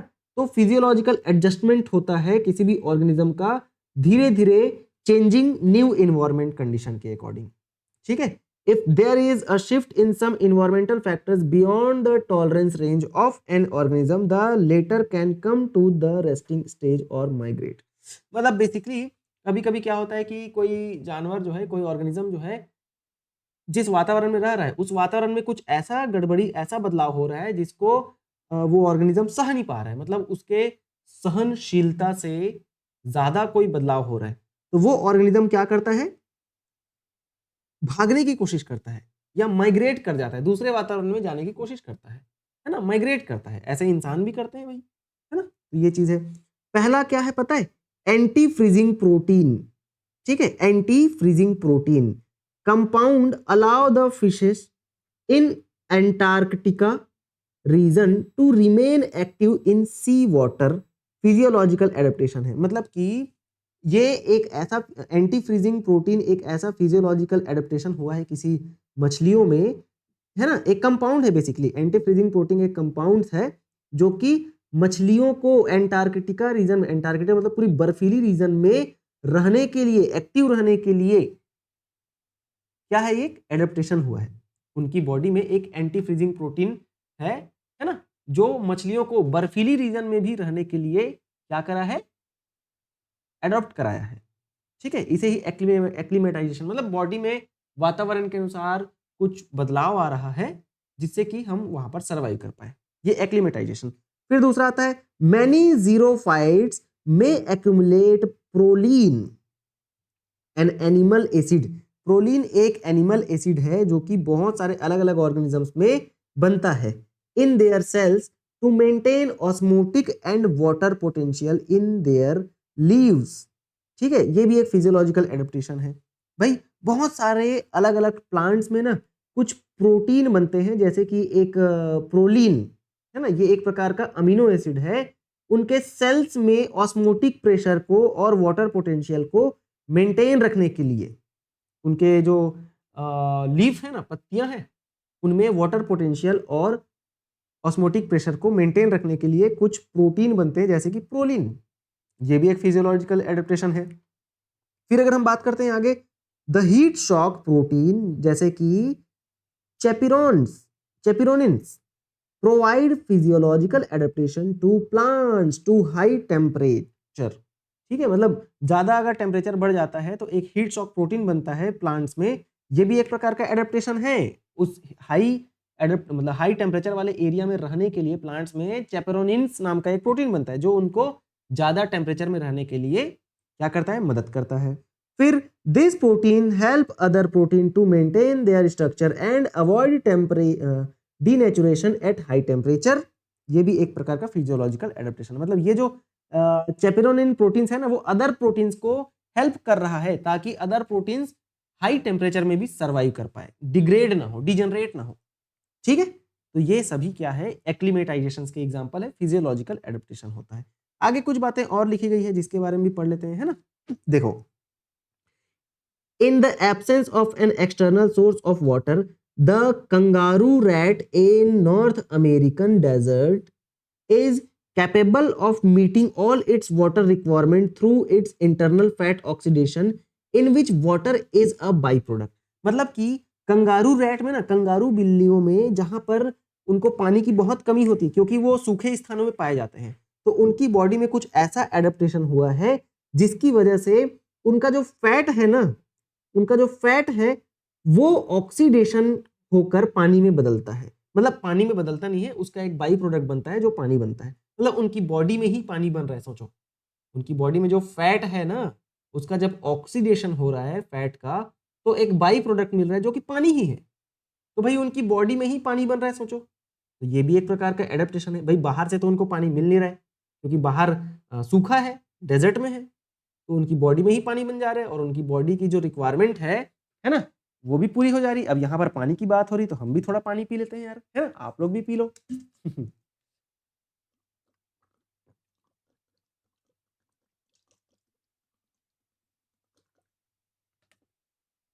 ठीक है, आगे बढ़े, है ना।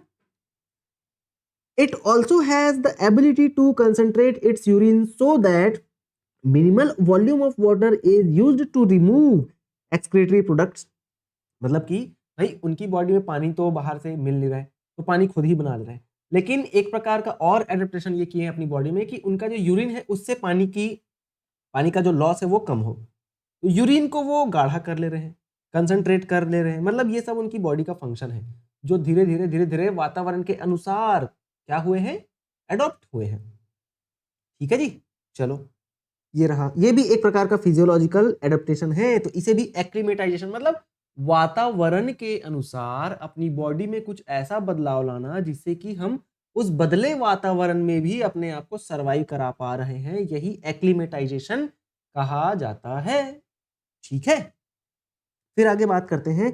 सम organisms possesses adaptation that are physiological which allow them to respond quick to a stressful situation। अब कुछ ऑर्गेनिज्म में ना जब स्ट्रेसफुल सिचुएशन आता है, मतलब एकदम तनाव का कंडीशन आता है, तो उस समय उनकी बॉडी में कुछ तो ऐसा एडेप्टेशन हुआ है, फिजियोलॉजिकल चेंजेस, जिससे कि वो ना किसी भी स्ट्रेसफुल सिचुएशन में लड़ सकते हैं और रिस्पॉन्स कर सकते हैं। If we go high altitude place we experienced what is called altitude sickness. मतलब जब भी हम ज़्यादा एल्टीट्यूड में जाते हैं, ऊपर जाते हैं, तो हम एल्टीट्यूड सिकनेस क्या करते हैं, एल्टीट्यूड सिकनेस फील करते हैं।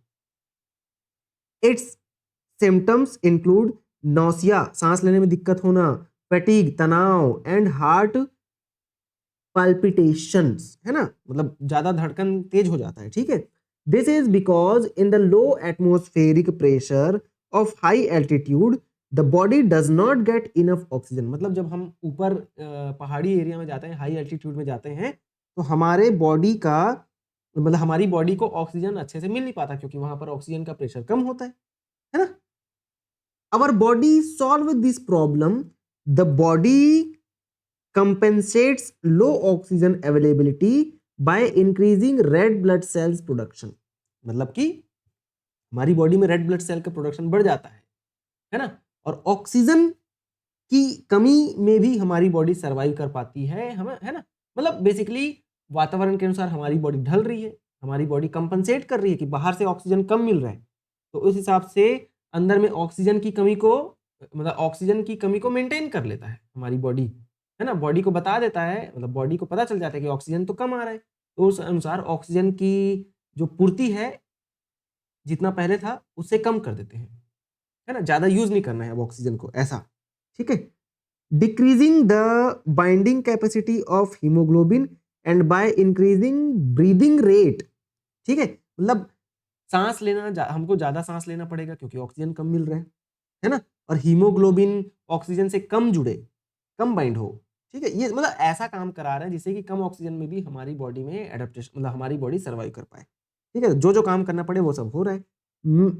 Many tribes live in the high altitude of Himalayas have a higher red blood cells than people living in the plains. मतलब ऐसे आदिवासी लोग जो कि पहाड़ों में रहते हैं, उनमें रेड ब्लड सेल, लाल रक्त कणिकाओं या लाल रक्त कोशिकाओं की जो मात्रा है, नंबर है, वो ज्यादा रहता है ना, क्योंकि वो कम ऑक्सीजन वाले एरिया में रहते हैं। ये भी एक प्रकार का फिजियोलॉजिकल एडेप्टेशन होता है। इतनी बात को आपको बहुत ध्यान रखना है ना।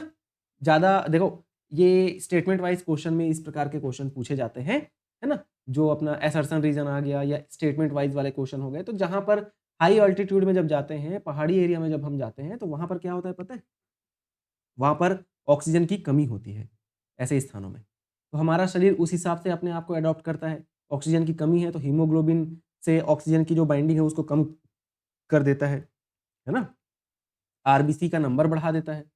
ठीक है, और सांस लेना ज्यादा पड़ता है हमको, जल्दी सांस लेते हैं। ठीक है, तो ये सब एडेप्टेशन है। ठीक, ध्यान रखेंगे, और ये सभी एक्लीमेटाइजेशन के अंदर आते हैं। ठीक, आगे बढ़ जाते हैं हम लोग। Some examples of migration behavioural adaptation. मतलब बिहेवियरल एडेप्टेशन का मतलब क्या होता है कि बिहेवियर में बदलाव आना, है ना, जिसकी वजह से ऑर्गेनिज्म एक जगह से दूसरी जगह माइग्रेट करते हैं। जैसे कि types of migration, example, activities देखते हैं तीनों। सबसे पहले आता है लॉन्ग डिस्टेंस माइग्रेशन, जिसमें कि आर्कटिक टर्न, ठीक है, आर्कटिक टर्न ये एग्जाम्पल है। और इसमें क्या एक्टिविटी की जाती है? Nest close to North Pole in summer, flies from North Arctic to Antarctica in autumn and return to North Pole again each spring. हालांकि ये पॉइंट उतना इंपॉर्टेंट नहीं है, लेकिन जस्ट इसको आप याद रखना, ठीक है। एग्जाम पॉइंट ऑफ व्यू से वैसे ये बहुत इंपॉर्टेंट नहीं है, ठीक है। शॉर्ट डिस्टेंस माइग्रेशन में क्या होता है? ये सब एग्जाम्पल है ना। ये कैरिबू है, ये शॉर्ट डिस्टेंस माइग्रेशन का एग्जाम्पल है। ये क्या करता है? Migrate in search of food each winter to warmer place. मतलब ठंड से गर्मी के दिनों में ये माइग्रेट करता है, किसके लिए? खाने को ढूंढने के लिए, ठीक है। फिर आता है पीरियोडिक माइग्रेशन की बात करते हैं। अच्छा, यहाँ पर एल्क एंड वेल की का भी एग्जांपल दिया गया है। फिर पीरियोडिक माइग्रेशन में लोकस्ट, ठीक है, टिड्डी का एग्जांपल दिया गया है। ये क्या करता है? Large population migrate in search of feeding grounds. Feeding grounds के लिए, मतलब ऐसा ग्राउंड ढूंढते हैं ये जिसके लिए मतलब जहां पर इनको खाना मिल पाए। तो फीडिंग ग्राउंड को ढूंढने के लिए माइग्रेट करते हैं। और इनका पॉपुलेशन पूरा, बहुत सारे लोकस्ट, टिड्डी जानते हैं ना, छोटे छोटे कीड़े होते हैं, वो सब, है ना, माइग्रेट करते हैं। तो ये एग्जांपल्स हैं माइग्रेशन के, और ये एक प्रकार का बिहेवियरल एडेप्टेशन के अंतर्गत आता है, ठीक। चलो, अब कुछ और पॉइंट्स है यहाँ पर जिसको हम लोग और समझते हैं। जैसे कि नोट, थर्मल माइग्रेशन की बात करते हैं। Thermal migration has been seen in birds, जैसे कि साइबेरियन क्रेन, आर्कटिक टर्न, ठीक है, ये बर्ड का एग्जांपल है ना। और मैमल्स जैसे कि बाइसन, कैरिबो, फिश जैसे कि साल्मन। तो ये सब जो है ना, थर्मल माइग्रेशन, मतलब गर्मी की वजह से ये माइग्रेट करते हैं, ठंड एरिया में जाते हैं, ठीक है। Some organisms show behavioural responses to cope with variations in their environment. कुछ ऑर्गेनिज्म क्या करते हैं? बिहेवियरल रिस्पॉन्सेज शो करते हैं इन्वायरमेंट में बदलाव की वजह से, ठीक है। मतलब भाई वातावरण में कुछ बदलाव आया जिसकी वजह से उनके बिहेवियर में बदलाव आता है, ठीक। Mammals have to deal with the high temperatures of their habitat but manage to keep their body temperature fairly constant by behavioral means, ठीक है। मैमल्स जो हैं, स्तनधारी ऑर्गेनिज्म को हाई टेम्परेचर को डील करना होता है उनके वातावरण में, बट इनको मैनेज भी करना पड़ता है अपनी बॉडी को, ताकि उनकी बॉडी एक कांस्टेंट बिहेवियरल, मतलब देखो बेसिकली क्या होता है ना, मैमल्स, स्तनधारी ऐसे जानवर हैं जिनके अंदर बॉडी का टेम्परेचर कांस्टेंट रहता है हमेशा। जैसे हम लोग मैमल्स, हमारी बॉडी का टेम्परेचर हमेशा कांस्टेंट रहता है, चाहे बाहर का टेम्परेचर कुछ भी हो, बाहर का टेम्परेचर ऊपर हो जाए नीचे हो जाए फर्क नहीं पड़ता, हमारी बॉडी का टेम्परेचर उतना ही रहना है, ठीक है। तो ये भी तो हमारे अंदर एक बिहेवियर है ना, कि भाई हमारा बॉडी बाहर के टेम्परेचर कितना भी ऊपर नीचे हो जाए, हमारी बॉडी का टेम्परेचर हमेशा 37 डिग्री सेल्सियस रहेगा, ठीक है। डेजर्ट लिजार्ड, है ना, जो सूखे में रहने वाला जो छिपकली है, lack the physiological ability, they bask in the sun and absorb heat when their body temperature drops below the comfort zone. मतलब कि क्या करते हैं पता है? डेजर्ट लिजार्ड जो है ना, बास्क करते हैं सन में, मतलब धूप सेकते हैं बेसिकली, और हीट को एब्जॉर्ब करते हैं जब उनकी बॉडी के अंदर टेम्परेचर कम हो जाता है। समझ रहे हो? मतलब ये वातावरण के अनुसार अपने अंदर के टेम्परेचर को वो कर रहे हैं। बाहर ज़्यादा टेम्परेचर हुआ तो ठंडे एरिया में चले जाते हैं, उनकी बॉडी का टेम्परेचर कम हुआ तो वो गर्मी एरिया में चले जाते हैं, धूप में चले जाते हैं, है ना। बास्क करना मतलब धूप सेकना होता है, ठीक है। But move into shade when the ambient temperature starts increasing, ठीक है। तो ये जो लिजार्ड है ना, क्या करते हैं पता है? जब उनको ठंडा लगता है गर्मी में आ जाते हैं, गर्मी लगता है ठंड में चले जाते हैं, छांव में चले जाते हैं। Some species are capable of burrowing into the soil to hide and escape from the above ground heat, behavioural adaptation, ये सभी बिहेवियरल एडेप्टेशन के अंतर्गत आते हैं। ऐसे ऑर्गेनिज्म, कुछ ऑर्गेनिज्म क्या करते हैं पता है, मिट्टी के अंदर चले जाते हैं जब उनको ज्यादा गर्मी लगता है तो, ठीक है।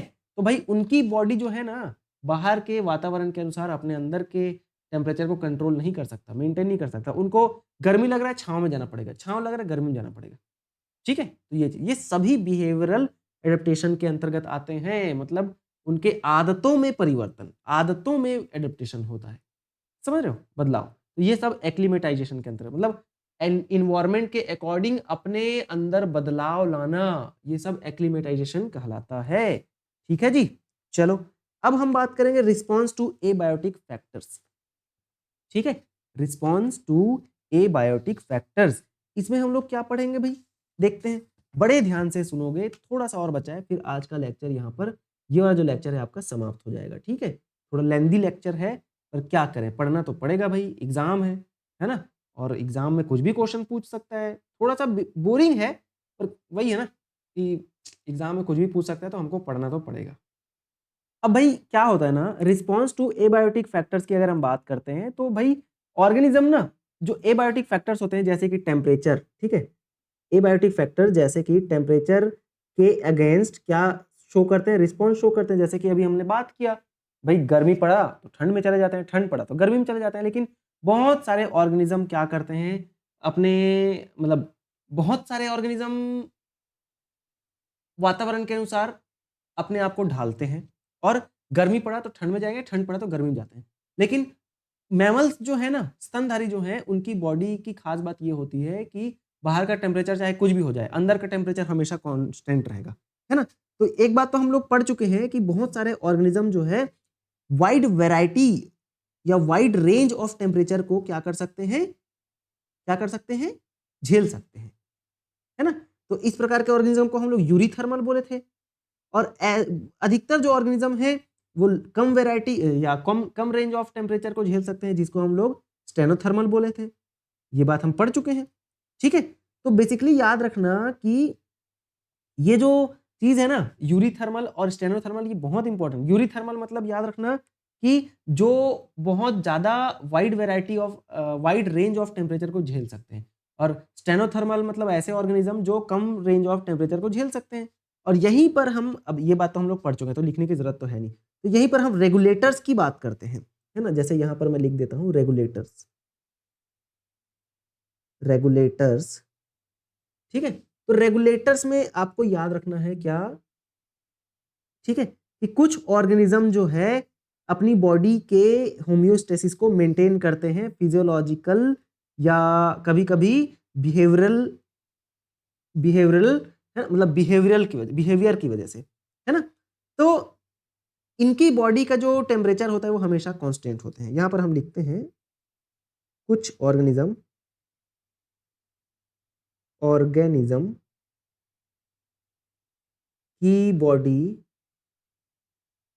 का टेम्परेचर हमेशा सेम होता है, चाहे वातावरण या इन्वायरमेंट, या इन्वायरमेंट, वातावरण या इन्वायरमेंट का टेम्परेचर, तापमान कितना भी हो जाए, कितना भी हो जाए। इन्हीं प्रकार के ऑर्गेनिज्म को हम लोग क्या बोलते हैं, इन्हीं प्रकार के, मतलब बेसिकली ये जो ऑर्गेनिजम्स है इनको हम लोग बोलते हैं पता है क्या, कॉन्फॉर्मर्स बोलते हैं, सॉरी रेगुलेटर्स बोलते हैं। क्या बोलते हैं, रेगुलेटर्स, जिसमें कांस्टेंट ऑस्मोटिक कंसंट्रेशन होता है और कांस्टेंट टेम्परेचर होता है। क्या क्या होता है इनमें, कांस्टेंट टेम्परेचर, कांस्टेंट ऑस्मोटिक, ठीक है, कांस्टेंट ऑस्मोटिक कंसंट्रेशन होता है, कॉन्सेंट्रेशन होता है। और क्या होता है, होम्योस्टेसिस की, मतलब होम्योस्टेसिस एक प्रोसेस है जिससे कि अपनी बॉडी के टेम्परेचर को ये क्या रखते हैं, हमेशा कांस्टेंट रखते हैं, होम्योस्टेसिस, होम्योस्टेसिस,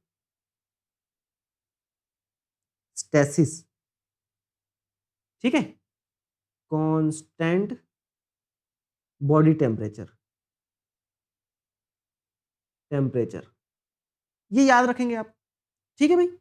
तो रेगुलेटर्स का मतलब क्या हुआ कि वातावरण का टेम्परेचर कितना भी हो, बॉडी का टेम्परेचर हमेशा सेम रहेगा, ये रेगुलेटर्स में आते हैं। जैसे कि एग्जांपल में हम बात करते हैं, ऑल बर्ड, सभी पक्षियां, एंड मैमल्स, सभी स्तनधारी,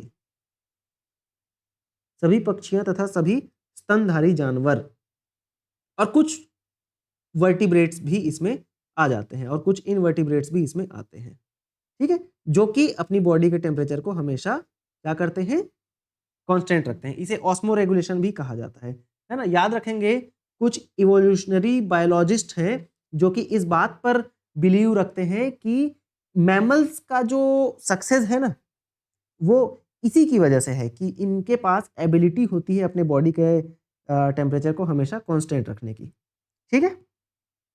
और इसीलिए मैमल्स जो हैं अंटार्कटिका और सहारा डेजर्ट, मतलब अंटार्कटिका बहुत ठंड वाला एरिया है और सहारा डेजर्ट बहुत गर्मी वाला एरिया है, लेकिन वहां भी मैमल्स पाए जाते हैं। क्यों पता है? क्योंकि इनके पास एबिलिटी होती है कि ये अपने बॉडी के टेम्परेचर को हमेशा कांस्टेंट रख सके, ठीक है। चलो, अब अगर हम बात करते हैं कॉन्फॉर्मर्स की, अभी हम लोग बात किए किसकी, रेगुलेटर्स की, रेगुलेटर्स की बात की है, ठीक है। ये है रेगुलेटर्स, थोड़ा अच्छा से लिख देते हैं, रेगुलेटर्स, ठीक है, रेगुलेटर्स, ERS, रेगुलेटर्स। अब बात करते हैं कॉन्फॉर्मर्स की, ये कौन होते हैं, ठीक है। कॉन्फॉर्मर्स मतलब क्या होता है पता है, वातावरण के अनुसार इनकी बॉडी का टेम्परेचर कम ज्यादा होते रहता है ना। भाई वातावरण का टेम्परेचर बढ़ा तो इनका भी टेम्परेचर बढ़ेगा, वातावरण का टेम्परेचर कम हुआ तो इनका भी टेम्परेचर कम होगा। मतलब कि ऐसे ऑर्गेनिज्म जो अपनी बॉडी के टेम्परेचर को कांस्टेंट नहीं रख सकते, है ना, organism who cannot maintain a constant internal environment means their body temperature or osmotic concentration change with external environment। यहां पर हम लिखेंगे क्या, इनके बॉडी का टेम्परेचर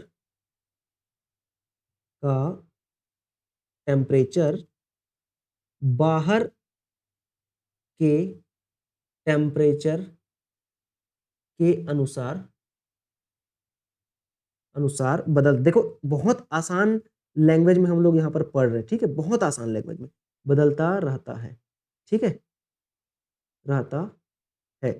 ब्रैकेट में लिख सकते हैं कांस्टेंट या समान, कांस्टेंट बॉडी टेम्परेचर नहीं रहता है, ठीक है। बॉडी का जो टेम्परेचर है ये कांस्टेंट नहीं रहता है, बाहर के वातावरण के अनुसार बदलता रहता है। तो याद रखना, मेजॉरिटी लगभग 90% जो एनिमल है वो, और जो अधिकतर जो प्लांट्स है वो अपने बॉडी का टेम्परेचर कांस्टेंट नहीं रख सकते।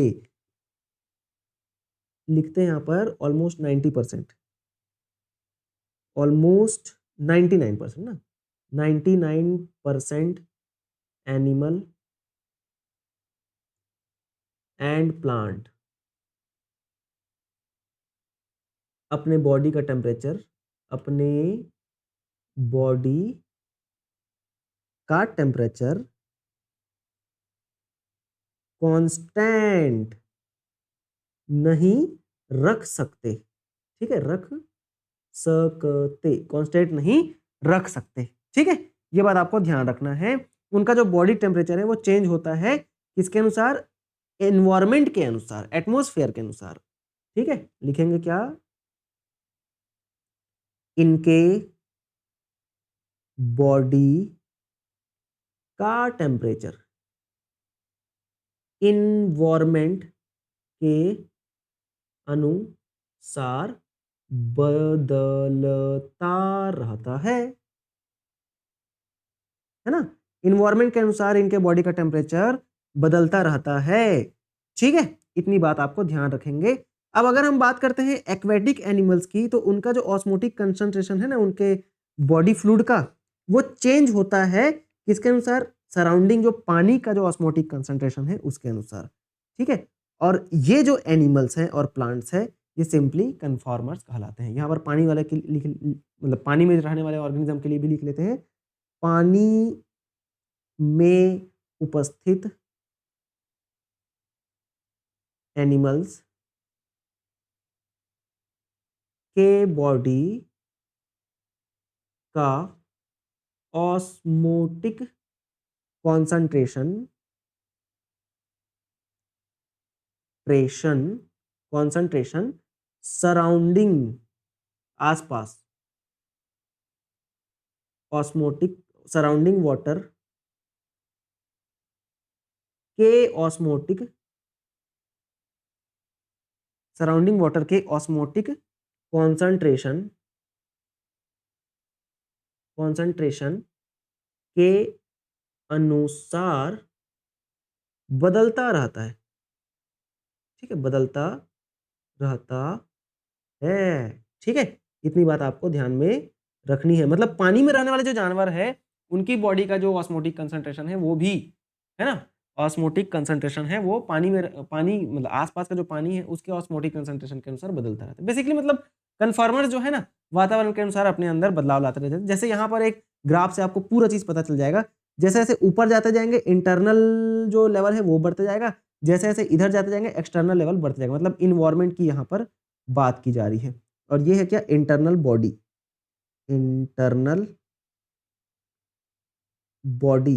की बात की जा रही है, और यहाँ पर इन्वायरमेंट। ठीक है नहीं, ये बात आपको ध्यान में रखना है। तो भाई देखो, जैसे जैसे इंटरनल लेवल मतलब इसको देखना ना, जैसे जैसे एक्सटर्नल इन्वायरमेंट का जो टेम्परेचर है वो बढ़ते जा रहा है, वैसे वैसे कन्फॉर्मर्स का भी इंटरनल बॉडी टेम्परेचर बढ़ते जा रहा है। देखो, ऊपर जा रहे हैं मतलब टेम्परेचर बॉडी का अंदर से बढ़ रहा है ना, और इधर जा रहे हैं मतलब इन्वायरमेंट का टेम्परेचर बढ़ रहा है। ठीक है, तो भाई जैसे जैसे हम देखो क्या हो रहा है, ये ऐसे जा रहा है मतलब दोनों चीज बढ़ रहा है ना, दोनों इधर भी जा रहा है इधर भी जा रहा है। ठीक है नहीं, तो क्या हो रहा है यहाँ पर, कॉन्फॉर्मर्स की तो बात हम लोग किए ही थे कि कॉन्फॉर्मर्स वो होते हैं जो वातावरण के अनुसार अपने आप को ढालते हैं। वातावरण का टेम्परेचर बढ़ा तो उनके बॉडी का टेम्परेचर भी बढ़ेगा, वातावरण का टेम्परेचर घटा तो उनकी बॉडी का टेम्परेचर भी घटेगा। जैसे कि यहाँ पर देखो, यहाँ पर वातावरण का टेम्परेचर थोड़ा कम है तो यहाँ पर बॉडी का टेम्परेचर भी कम है, यहाँ पर वातावरण का टेम्परेचर बढ़ा यहाँ पर भी बॉडी का टेम्परेचर बढ़ा, तो वातावरण के अनुसार हो रहा है ना कॉन्फॉर्मर्स का। तो देखो ये बढ़ते जा रहा है, दोनों में बढ़ते जा रहा है ये। ठीक है, और वैसे ही अगर हम बात करते हैं रेगुलेटर्स की, तो रेगुलेटर्स क्या पता है, वातावरण का टेम्परेचर चाहे कितना भी बढ़ा दो, इनके बॉडी का टेम्परेचर ऊपर नहीं जा रहा है, देखो एकदम कांस्टेंट है यहीं पर। ठीक है, बॉडी का टेम्परेचर कांस्टेंट है एकदम।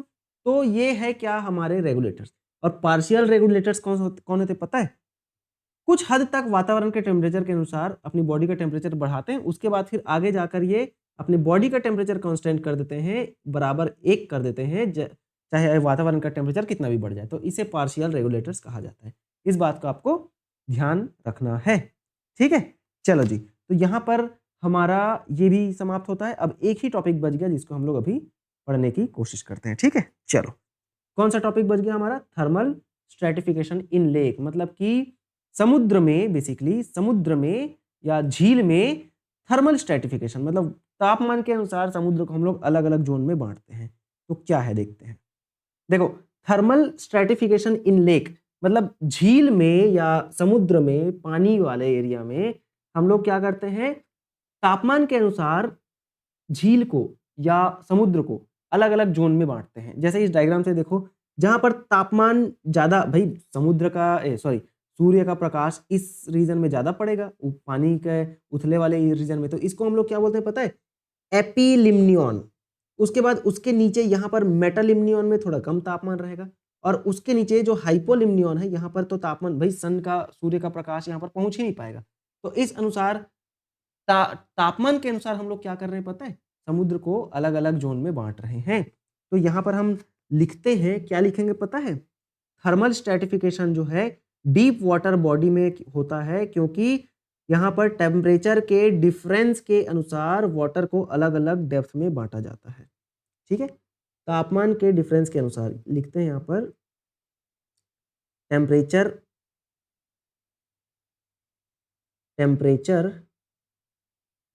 में डिफरेंस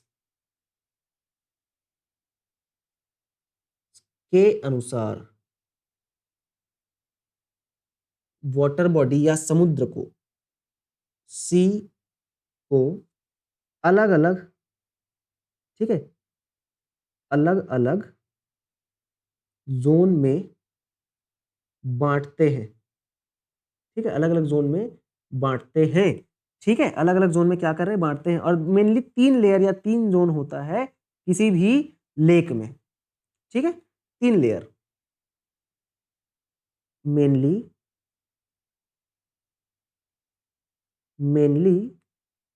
3 लेयर, मेनली 3 लेयर होता है, ठीक। पहला लेयर लिख लेते हैं यहाँ पर, फर्स्ट लेयर क्या है, एपिलिम्नियन। अभी डायग्राम से भी हम लोग देखें और देखेंगे आगे, एपिलिम्नियन, एपिलिम्नियन है ना, एपिलिम्नियन, एपिलिम्नियन का मतलब क्या है भाई साहब, एपिलिम्नियन का मतलब क्या होता है, टॉप लेयर, ठीक है, ये टॉप लेयर होता है जो कि ज्यादा गर्म होता है, ठीक, याद रखेंगे, top layer, top layer gains warmth, ठीक है, मतलब ज्यादा गर्म, ठीक। फिर दूसरा लेयर आता है हमारा कौन सा, मेटालिम्नियन, या इसे थर्मोक्लाइन भी बोलते हैं, दूसरा मेटालिम्नियन, लिम्नियन, मेटालिम्नियन, इसे क्या बोलते हैं, थर्मोक्लाइन, ये थर्मोक्लाइन भी कहलाता है, क्या कहलाता है, थर्मोक्लाइन, क्या कहलाता है, थर्मोक्लाइन भी कहलाता है, ठीक है। इस लेयर की खास बात क्या है, तो इस लेयर की खास बात यह है कि यहां पर मिडिल रीजन जो कि स्टेडी डिक्लाइन इन टेम्परेचर, मतलब यहां पर ना तापमान कम रहता है, कम तापमान, तापमान रहेगा जरूर लेकिन कम तापमान, कम तापमान, और ये मध्य लेयर है, मिडिल लेयर, लेयर, ठीक है, मध्य लेयर होता है, और ग्रेजुअल चेंज होता है टेम्परेचर में, यहां पर है ना, धीरे धीरे टेम्परेचर में बदलाव होते रहता है ना, ये बात आप याद रखेंगे। और लास्ट लेयर आता है हमारा कौन सा लेयर, हाइपोलिम्नियन, हाइपोलिम्नियन, हाइपोलिम्नियन लेयर जो है कौन सा लेयर होता है, ये सबसे लास्ट, सबसे गहरा, सबसे डीप लेयर होता है, बॉटम, जहां जो कि टेम्परेचर से अफेक्ट होता ही नहीं है, सबसे डीप, सबसे डीप या सबसे गहरा, डीप लेयर, ठीक है, बॉटम, एकदम तली की बात हो रही है, और ये जो है तापमान से, टेम्परेचर से अफेक्ट नहीं होता, मतलब टेम्परेचर का यहाँ पर कोई अफेक्ट नहीं है, अफेक्ट नहीं होता, टेम्परेचर का यहाँ पर कोई भी हेर फेर नहीं है, ठीक है। तो भाई यहाँ पर डायग्राम से देख लो, है ना, कि भाई ऊपर वाले रीजन में ये है एपिलिम्नियन, जहां पर टेम्परेचर ज्यादा रहेगा, मैं यहाँ पर लिख देता हूं टेम्परेचर ज्यादा, और यहां पर टेम्परेचर कम, और यहां पर नो टेम्परेचर, नो टेम्परेचर, ठीक है, टेम्परेचर का कोई मतलब नो टेम्परेचर नहीं लिखेंगे, कोई अफेक्ट नहीं, no affect, no, not affected, not affected by temperature, ठीक, नॉट अफेक्टेड बाय टेम्परेचर, यहां पर लिख दिया मैं, ठीक। तो ये रहा हमारा पूरा कौन सा टॉपिक, थर्मल स्ट्रेटिफिकेशन। मैं उम्मीद करूंगा आप सभी को ये चीजें समझ आई होंगी, है ना, बढ़िया से अपना नोट्स बनाओ, एक एक चीजों को देखो, समझो, कोई डाउट है तो आप डिस्कशन वाले सेक्शन में जाके कमेंट करो, है ना, जो भी डाउट आ रहा है। और फिर मिलेंगे हम लोग अगले लेक्चर में, अगला लेक्चर जो है हमारा इस चैप्टर का लास्ट लेक्चर रहेगा, और फिर हमारा ये चैप्टर समाप्त हो जाएगा। अगले लेक्चर में हम लोग क्या पढ़ेंगे, सॉइल और इडेफिक फैक्टर, मतलब कि हमारा अगला जो एबायोटिक फैक्टर है वो है मृदा, मृदा के बारे में पढ़ेंगे, मृदा की खास बात क्या क्या होती है, मृदा में क्या क्या चीजें होती है ना, तो मृदा के बारे में पढ़ने वाले हैं अगले लेक्चर में, और कुछ अलग और एबायोटिक फैक्टर्स हैं जैसे वाटर हो गया, ये सब की भी बात कर लेंगे। ठीक है, चलो तो मिलेंगे अगले लेक्चर में। आज का जो लेक्चर है थोड़ा सा बड़ा है, पर कोई नहीं, कॉन्सेप्ट हम लोग सीखे समझे, कोई डाउट है तो आप लोग पूछोगे। ठीक है, चलो बहुत बहुत धन्यवाद।